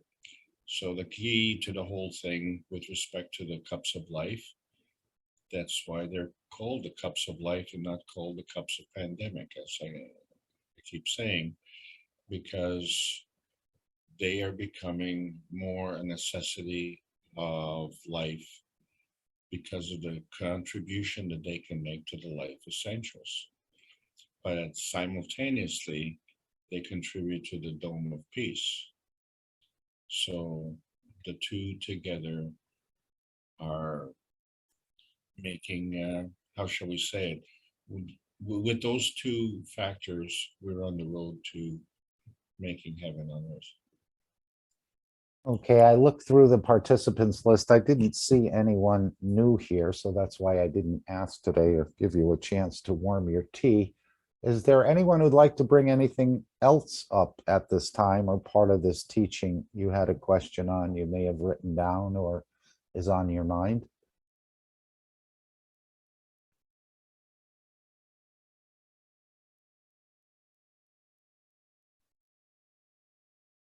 While they're gathering their thoughts, we have this electron and the proton, and Mr. Kesh referred to the electron as the soul.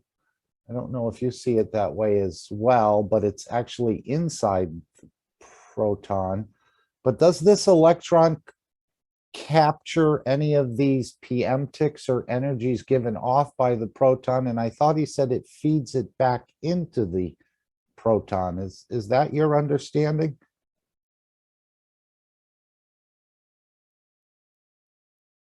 Does that make sense, Alex?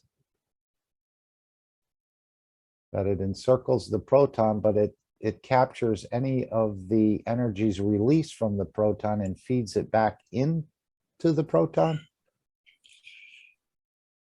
Yes, that's correct. So when we look at the field of what you say is a limitation of you and not you, so there's your physicality, but it extends into your aura. So your aura also has a limitation of you and not you. But you are dependent on other plasmas. So if you want to arrive at a particular destination, you need to pinpoint that. You need at least two other points of reference, right? And so that point, whatever it is a point of reference of three plasmas. And so you are part of that.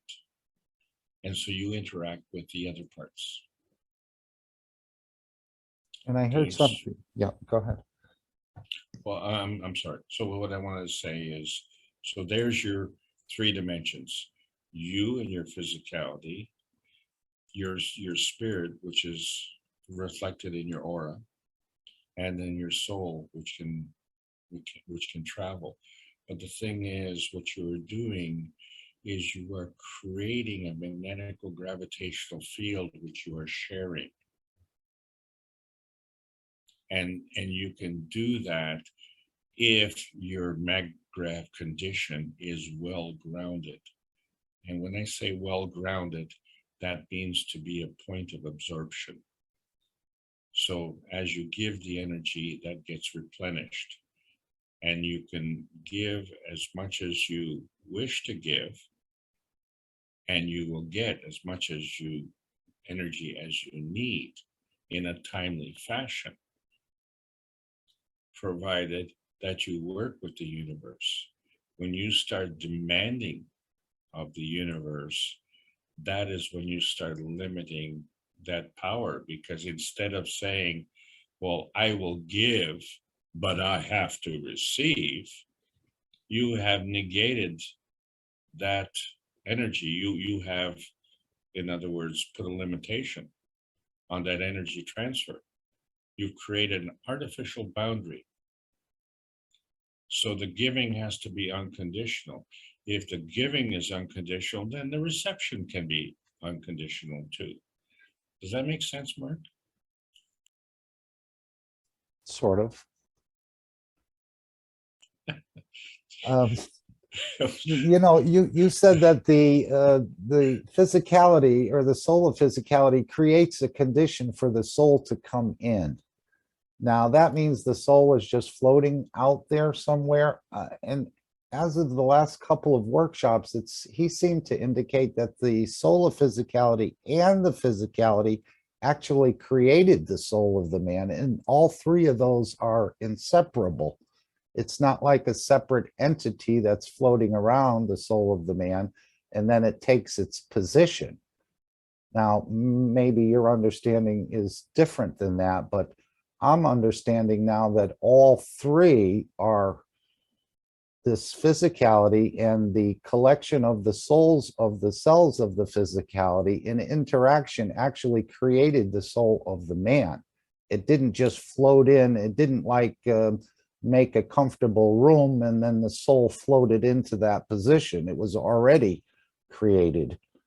But these two entities or souls, and he referred to the physicality as a soul, and that they're inseparable for eternity. The souls are inseparable.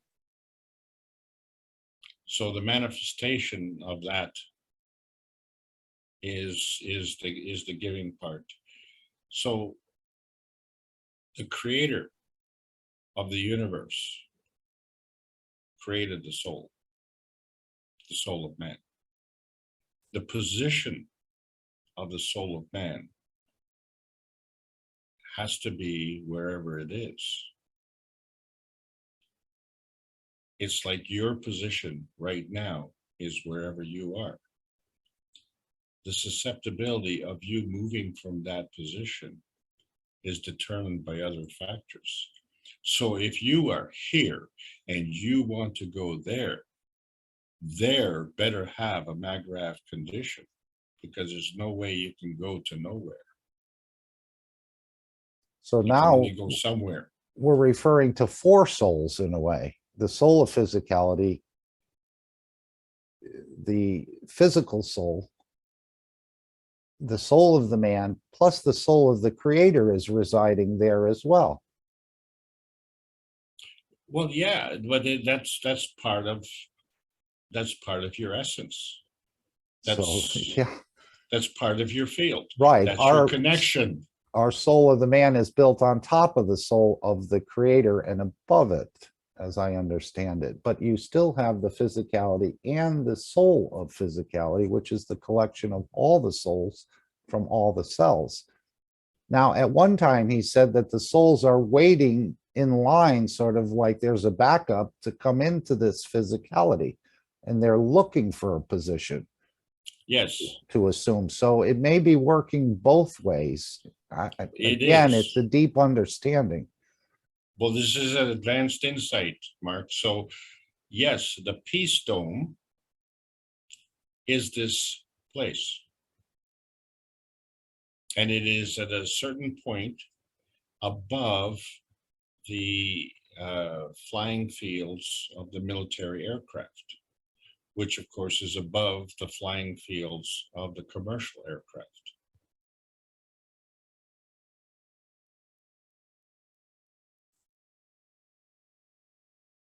And of course, he also said that there's something in a way special about the souls here because they've learned this technique about manifesting in the physicality, which at one point he said that some of the souls don't want to come down that low, but yet they're missing the beauties of this dimension as well. So we've learned a trick in a way, or some sort of understanding where we can manifest in the matter state. Gee, it's quite, well, I'm glad you're untangling it in a way. Well, the thing is that I can't untangle is because I can't remember how I did that.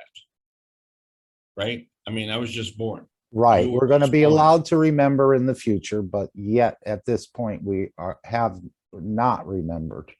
So what does that mean? That means we have to depend on trust. We have to trust the universe to provide the vehicle for us to manifest in the physicality.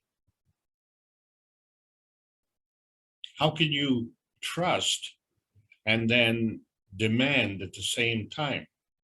So, you see both. You see where the parent abuses the child, but then you see where the child abuses the parent. And yet, the manifestation in the physicality comes from the trust that is inherent from both. But if they disconnect from that trust, once that has happened, right? Once the birth has happened, They disconnect from that trust, and they just work by the principles of man-made law on this planet, which, I'm going to pound you, I'm going to pound the discipline into you. Then, you find, what do you call it? Depreciation. Resonance? No. No, a decay, a depreciation, a loss of energy, right? Because you become dependent on the energy that you derive by stealing it from someone else. If a parent is abusing a child, that parent is stealing that energy. If a parent goes to work and the boss dumps on him, and then he comes home and dumps on the family, well, he may feel satisfied for his own personal worth, but what he has done, he's transferred the hardship that his boss has dumped on him to his family. And this is the conundrum that we have. Why would a man hurt his family, for the sake of his boss? And you say, well, it's not for the sake of the boss, it's the sake for me. Well, you are not qualified to put up a plasma barrier from what your boss does, because nothing anyone does or nothing anyone says can affect you unless you allow it. You are the master, if you will. You are the last man standing. And so if you and your independence wants to maintain independence, you have to learn to function with other plasmas who likewise want to maintain independence. And if you're not mature enough to do that, well, then you get this kind of conflict that we have on this planet. And this conflict then depends on a certain kind of conflict resolution. And this conflict resolution, clearly, if you're any kind of thinking man, clearly the universe does not work that way, because the sun comes up every day and the earth rotates around its axis, and then it rotates around the sun. The problem for us is when we can't understand something, and we say, well, 60 seconds is a minute, and 60 minutes is an hour, and 24 hours is a case of beer, so that we can forget. We've already forgotten. Now in our living experience, we want to forget again. Well, the whole purpose of life is to learn. How can you learn when you're working so hard to forget? Yeah, And but why do you want to? we're not learning much except man's knowledge in the matter state. We're really, I met someone at the beach yesterday, and he talked to me for quite a while. He's an engineering student, but he says, my professors are not going to agree. None of the books talk about this. I said, yeah, we know that. Going to have to be very careful about bringing these subjects up, because that means they have to sort of disregard all their knowledge. So I don't think we learn much in the matter state as far as the real, true universal knowledge. Otherwise, we'd be further down the road, wouldn't we? Well, yeah, of course. And so I don't have We all haven't the even answers. been able to discover our own soul. Well, exactly. So I don't have all the answers, and what I do know is what I don't know. I know what I know, but I also know what I don't know. So if I ask myself that question, then the first question I have to ask is, why don't I know that answer? And so why is actually not the question, why is the answer? I need to investigate that, right? And once you investigate and then you find the answer, how do you respond to that answer? Now, there's some things that you want to find out the answer to, and you say, oh, I didn't really want to know that. Okay. But the thing is, you have to be discerning is what you do need to know about. And understanding how you got here is probably the most important thing for you to know, because knowing how you got here is going to teach you how to leave. What I didn't know before I joined the Kesh Foundation was I could not rationalize how I would look after my body all my life and then at the end discard it. I'm trying to figure out, how do I do that? And how do I rationalize that? And now I know that I don't have to do that. But that in the process of understanding that, it explains to me why, if I hurt myself, that I can repair myself, right? Because if I repair myself, then it's the same method that I used to grow. And how did I grow? Because at one point I was a baby. And if at some point I was a baby and now I'm a man, how did I do that? Well, I don't know that either. But I do know that I did that. So I know that I can repair myself, know that I can grow. Well, now I know that I was born. Okay, well, how did I do that? So none of these things do I have an answer for. And then all of a sudden I say, well, when the soldiers leave, the flower grows. Well, how does the flower know to do that? What university did that flower go to? Okay, because that's a pretty good university. And then we realize, well, wait a second. We're all part of the same university. So we do know. We just have to understand that if we don't have the answer that is obvious to us, then we have to keep looking. And we can't possibly read every book in the library, and we can't possibly know everything. So the fastest way to learn is to learn by connection. So we see how the plants survive the various elements, the seasons. We see how the animals do it. But there's a key difference. The vertical people do not seem to fight, but they do. They fight in a different way. And one of those ways that they fight is by impacting the environment. So the horizontal people impact the environment manually. Let me explain this. The seed from a plant will grow farther from the source than the area that the predator will cover.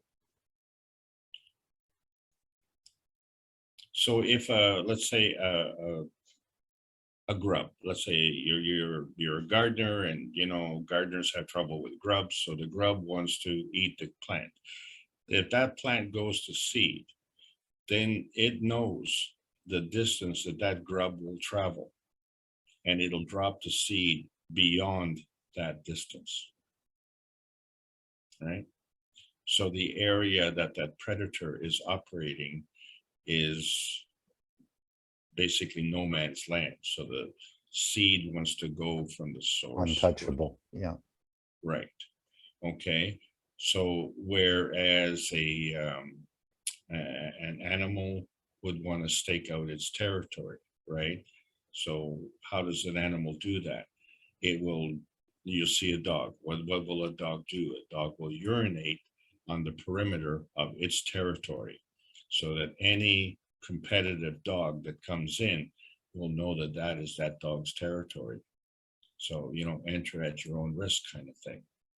And so what do? We create countries, we create borders, right? And if we happen to, homestead within a country that has a, resources, then, we're okay. But if we don't have those resources, then, we have a tendency to look at our neighbor and say, oh, you have the resources, and we'd like to share those resources with you. And the way we'd like to share those resources is to rob you, you know. So the less we share with you, the more we share with ourselves. But you see, with that particular mentality, you have to go to the extreme. And so that extreme is is the travel point between here and there. So here is an extreme, there is an extreme. No man's land is in between, right? So if you are trying to get rid of your neighbor, so in other words, annihilate them, genocide, the whole thing, just kill your neighbor, you have a latent feeding system, because you've now fed on that energy to kill. And if your neighbor is gone, you now are in trouble, because you now have no source of feeding left. And so, well, I killed my neighbor so I could get his food. Yeah, but in the process of killing him, you also fed off of this energy by stealing that energy, life essence, from your neighbor. And so now it's gone. You're hungry. You can eat all the food that you want, but that killing requirement is still within you. Well, guess what happens now? You start fighting amongst yourselves. And so then eventually, what is it? What is the net result? Last man standing, right? Survival of the fittest. And you become the loneliest person in the universe, because no one wants to exchange energy with you anymore, because you're just bad news. Well, we know So, our soul has that double PhD in this knowledge. So, and as Lissy put in the chat here, learn or remember, because all knowledge is inside. brilliant. Yeah.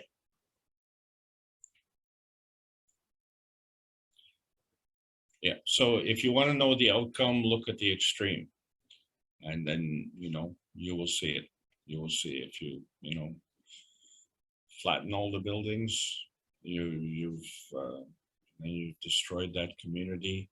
Now you have nothing to fight for. Now you're going to have to fight amongst yourselves. Yeah, and I think sharing is going to be the new trend coming up. Not only sharing knowledge, but sharing everything in so many ways. It's not going to be a fad anymore. And the conditions are being created for this. And I think as we see the government start sharing with other nations more, rather than make war with them, the people will sort of emulate this sharing idea. And then it will just multiply from there in a way. Well, here's the difference, Mark. We have reached a point of financial and emotional bankruptcy. We have reached an extreme point. So, in a way, so our society is crumbling and is vanishing in terms of its organization. And because of the point of transparency, we can see to the other side. We can see that, by extension, that's the wrong way to go. And so one of the things that is good about going down a path the wrong way is that when you come to the conclusion that that is the wrong way, you turn around 180 degrees and you go in the other way, then you will know 100% that that is the right way. So, and that's where we're at. We have to turn around and go the other way. So we are in a point where we're stealing from others, we now have to understand that the only way that we can enhance ourselves is by enhancing others. Yeah, and it was very interesting at the exhibition center. They're going to be having workshops every Saturday. I know there's a fee for it, but they were talking about making pottery with the GANs and sculptures, painting, even making the perfect GANs or making the perfect MagRev. But the classes, the size of the class is only 15 or 20 individuals. So Mark, when we look at the archaeological discoveries, we see pottery from previous civilizations. Okay. Do we know Yes. if there's GANs in there? There very well could be. There very Well, there be. could be, but I mean, do we know? And uh, so we have to be aware that that's possible. But with our own arrogance, we would just assume that we're a lot smarter than these other civilizations were. So maybe they were too primitive and not capable of doing that. Or were they? Well, he did say in South America, they've learned some of the fields and so having a few other cultures, but the understanding of feeding themselves or creating water, they didn't master that. So they might have touched on some of this, as he said, with the converting land that was not able to grow food into being able to be a rich, fertile soil through the ashes and other things, but they did not connect with the feeding or the creation of water and that understanding. So yes, many civilizations have touched on parts of this knowledge, no doubt about it. And so if they left, right, we have the form artifacts of this civilization, but they're gone. So did they go traveling or did they go home? Because in order to determine that, you had to ask yourself where they were, the point of leaving. Did they leave home? Was that home? And then they left? Or was that the place that they were visiting and then they finally decided, no, well, we're going to go home? Interesting, yeah. Or would they go somewhere else? They don't have to go home. Or, is home wherever you are? Because I wherever agree. you are, Yeah. that's where you are. Yeah, we're just travelers. As he said, we're really glorified atoms of hydrogen. So if we are travelers, and if wherever we travel to is our home, then do we really need to create boundaries? Do we really need to define the me and the not me? No, we don't need a face and we don't need a place. Exactly. Oh, gee, that was, can I use that? That's Mr. Ketch's words. Oh, is it? Oh, gee, so I Yeah, have to no pay a name and royalty? no place. Yeah, you're just a field sort of interacting in the universe. Again, I don't know how we got here. I thought I came through mom and dad, but there may be more to it than that. Well, wait a second. Now, if you need 3 to create a point of reference, mom and dad is 2, and you make 3. Oh, yeah. They've just started to unravel this knowledge. And there was another interesting expression he used. We are you as us. Wow. Oh, when he said that, now, talking about John Lennon, that reminds me of You Are the Walrus, or I Am the Walrus. Cuckoo, cuckoo. It's just, the younger crowd is scratching their head right now. So what are you guys talking about? Well, let's open this up. I mean, it has been opened. I'm just interacting here with Alex. We're all magnetic fields interacting with one another in a way, even though we see the physicality. So I hope there's others here who would like to open their microphone.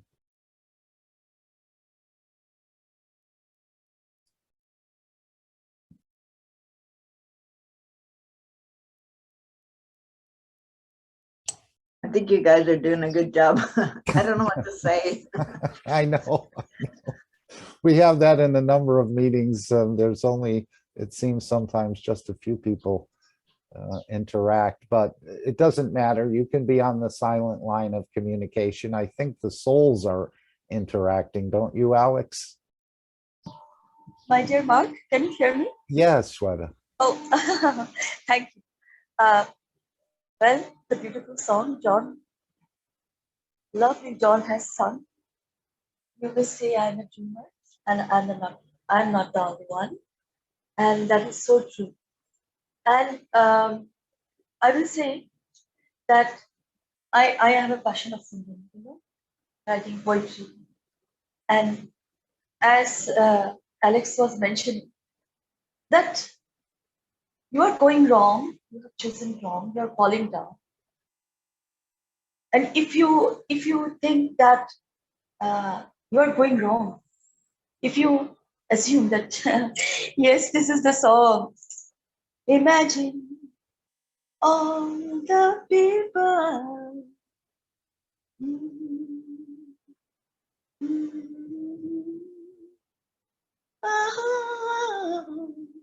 You may say I'm a dreamer, but I'm not the only one.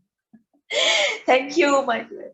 Thank you And that's so what I much. found out at the beach. That's what I found out at the beach yesterday. I was thinking in a way, none of these people, really want peace. They're all involved in their own thing. And several people just looked right at me and they said, I wish for peace every day.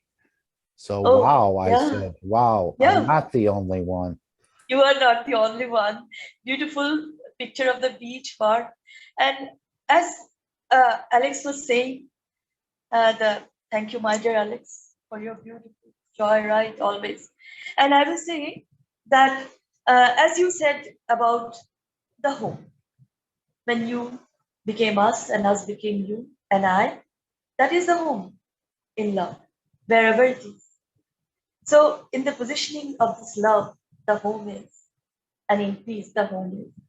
And we can understand it in physicality or in the no man's land, or we can say the nowhere land. Welcome to the nowhere land. Experience the love more intensified, kind of that. And as you're saying that when we say, oh, come back, my dear, come home. Well, we say, turn back to love, turn back to the truth. And when the soul, when the physicality chooses to go the wrong path, and in going to the wrong path, they understand that I am in the wrong path. Just turn back. Just turn back, and you will see the love. And there is a welcome. There is always a welcome. You see, there is a story. Can I say a story? A short story, Mark? Hello, Mark. Oh, we enjoy your stories, yes. Or your parables or your teachings in a way through these ancient, some of them are older stories, aren't they? They've been told for generations. Yes, I want to hear the story. Oh, Alex, thank you. There was a jungle like Amazon, in ancient age. It is in India always busy, but there was a jungle, and that was in the oneness. And as physicality grows, gods have also fallen into it, and that is why there was a dacoit in that jungle. His name was Angulimal. Angulimal means finger. He wears fingers of those who he killed, and he was very proud of that. And he snatches all the from the jungle whenever the travelers go. Obviously, rich travelers go from there with all their soldiers and all. Still, the Angulimal was so powerful, and he just killed if they do not give him the way he want to, then he just kill and take his fingers and keep it in the neck like a jewel, like a garland. and there was several fingers in his neck. So, and one day, the king's men, the king's soldiers were very tired of this incidents Angulimal was doing. Very cruel crime, of course, in the kingdom. And the Raja, the king, was very certain that he will find Angulimal and he will kill him, or he will hang him. The Raja was thinking that. And one day, Angulimal was captured.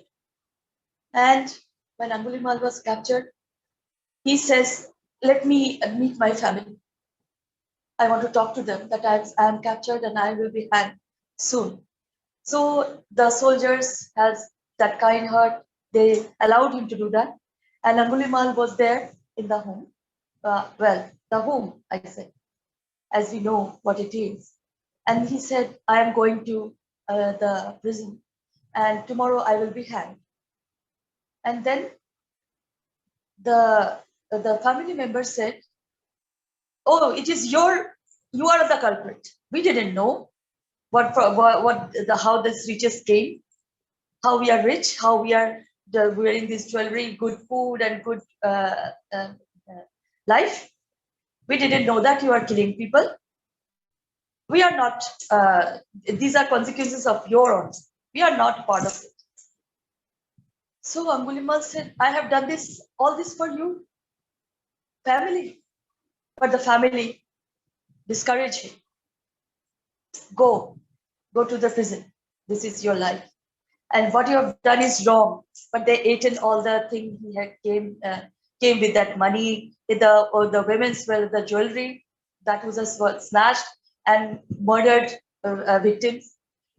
Then Angulimal understood that he was falling. He had chosen the wrong path. And as you said, Alex, there's always this moment of turning back. It is it is for all of us, you know. And he turned back towards the light, and he understood that I am not the person. I am behaving like that. I am not the person. I am a wise person. I am a family man. I am a loving man. And even the Raja, when he bowed to him and said, yes, but about my physical conduct, I should be punished. But my soul didn't work here. It was because of the physicality of the matter state. I was hypnotized by this. But now that hypnotism has gone, all the magic has gone. And the king said, okay. Then after the king forgiven him, the whole society forgiven him, even he has done this gruesome crime. The king was a kind person, a soulful person. He understood Angulimal, and then even the gruesome crime, he forgiven him, and then Angulimal became, as we say, a sannyasi, a sadhu, a sufi, a saint kind of person.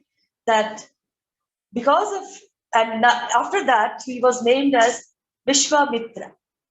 And he was the guru, and he became the eternal guru, intergalactic guru, or you can say no man's land guru of the great Raja, King Rama, as we say, who also followed and only see through his two eyes, never observed unto that.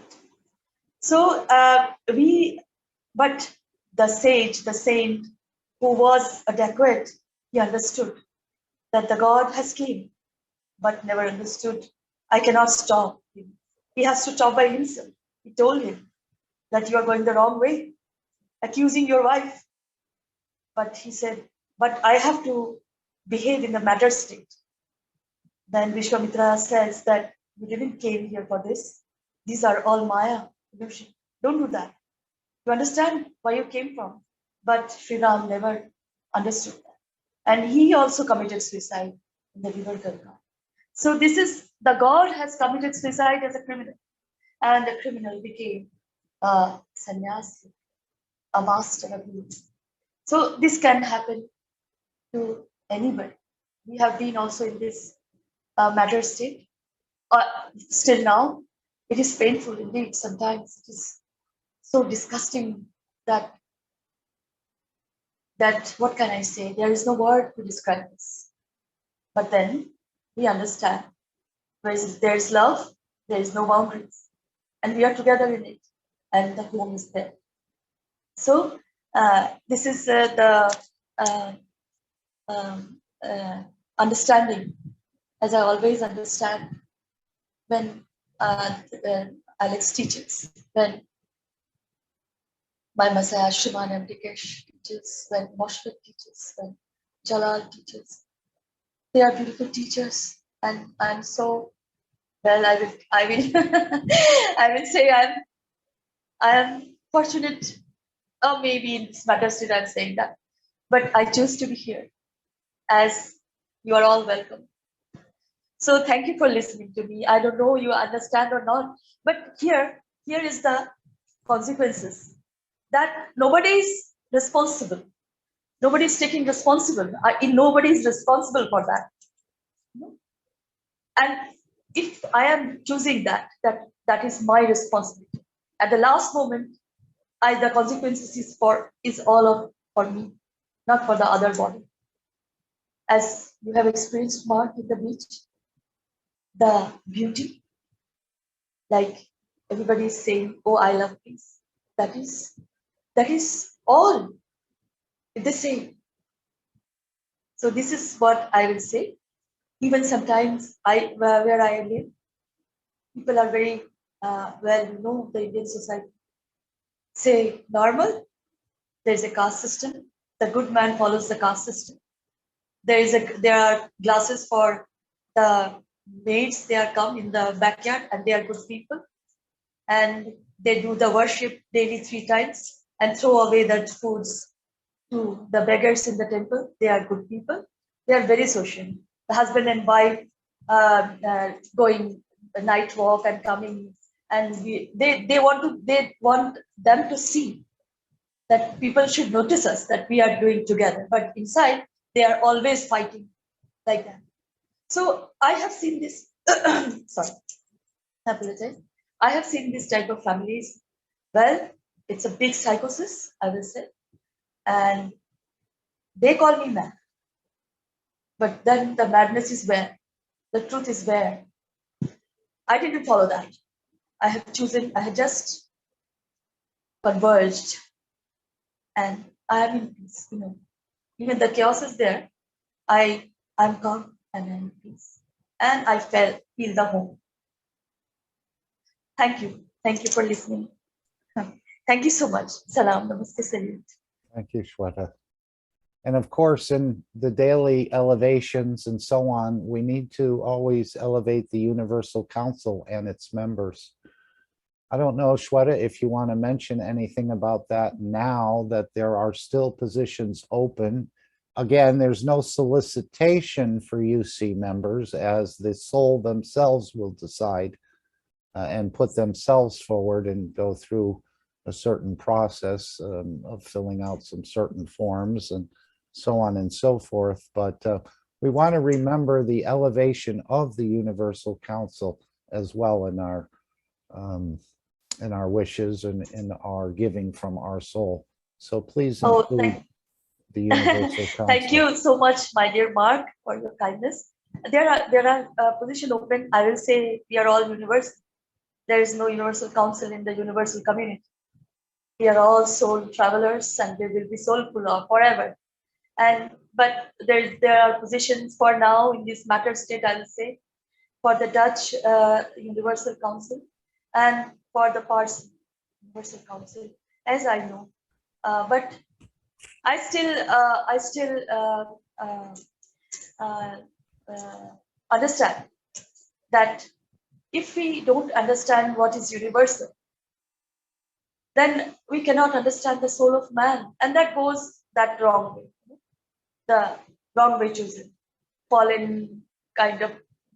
But if we choose that the space traveler is so universal, then the no man's land where we can understand each other, live out in the love, that will be understandable. we And are together. Yeah. Yeah, Yeah. and there may be a universal community council as well, because at one point, Mr. Kesh said, I started as a universal council supporter. Now, I don't know if that meant here or in the universe.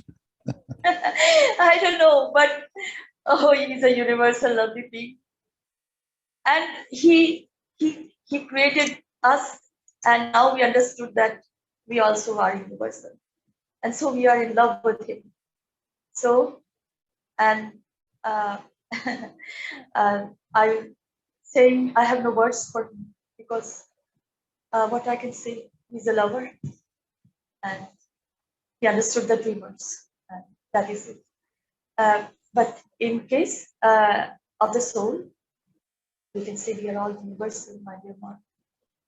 Thank you so much. Yes, and maybe we just gathered here to help the process along and support the Kesh Foundation, and we'll go on to another mission. Maybe Yes. the soul knows, as we've heard, that the soul has this complete knowledge, as I understand it. So maybe we're just here again as supporting the foundation and its work for a time, and then we'll move to a different position. Maybe other civilizations need our support as well in the universe. So Yes, we are moving. We are moving, and I can see, well, I can see the moon bridge, you can say. But you know, the structures in between, I can see sometimes, and I understand that the structure is very large, very out of comprehension sometimes. But there's the mission, and I know they are here, as we know our universal teacher, Shriman and Dikesh, my Masan, and everything is coming. It is just coming. When yesterday also, yesterday before yesterday, there was that opening in the sky, you know, like the gravity, the clouds are bending towards that opening.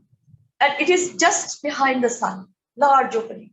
And there is a light coming from inside. It always comes, and that is very, very otherworldly light, you know, understand? You can feel the light from within yourself. And you can say that there is the way inside. And always when the sun comes in the midnight, I will say in the midnight process, we can see this universal gathering coming, and there is a way. There are structures that are connected. So they are here already, because as you said, Mark, about the elevation, because of our elevations, many millions of people are elevated, even they don't know. yes. And mostly from those who are in pain and suffering, they just understand one kind look, you know, one kind look, they catch it like that. I have seen this. And those are at loose, nothing helps them. There is always buying everything, like that. But we are in love. We are creating that family, and we will create another like that. Thank you. Thank you so much for listening my Thank you for thank you. sharing so freely. Okay, thank you.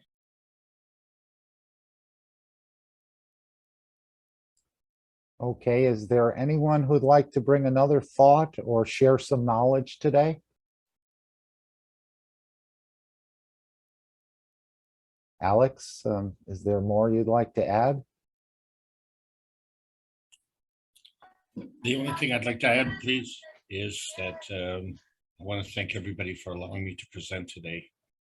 And I really hope you've enjoyed the trip here. How do we go into no man's land when it's just a nebulous point in the sky? So we're all in this mission together, and we're all seeking the answers. And we will find the answers because the answers are actually within us, and it's just a matter of us trusting our source and then making the connection. And it's easy to say, a lot harder to do, because of the environment has a lot to do with that.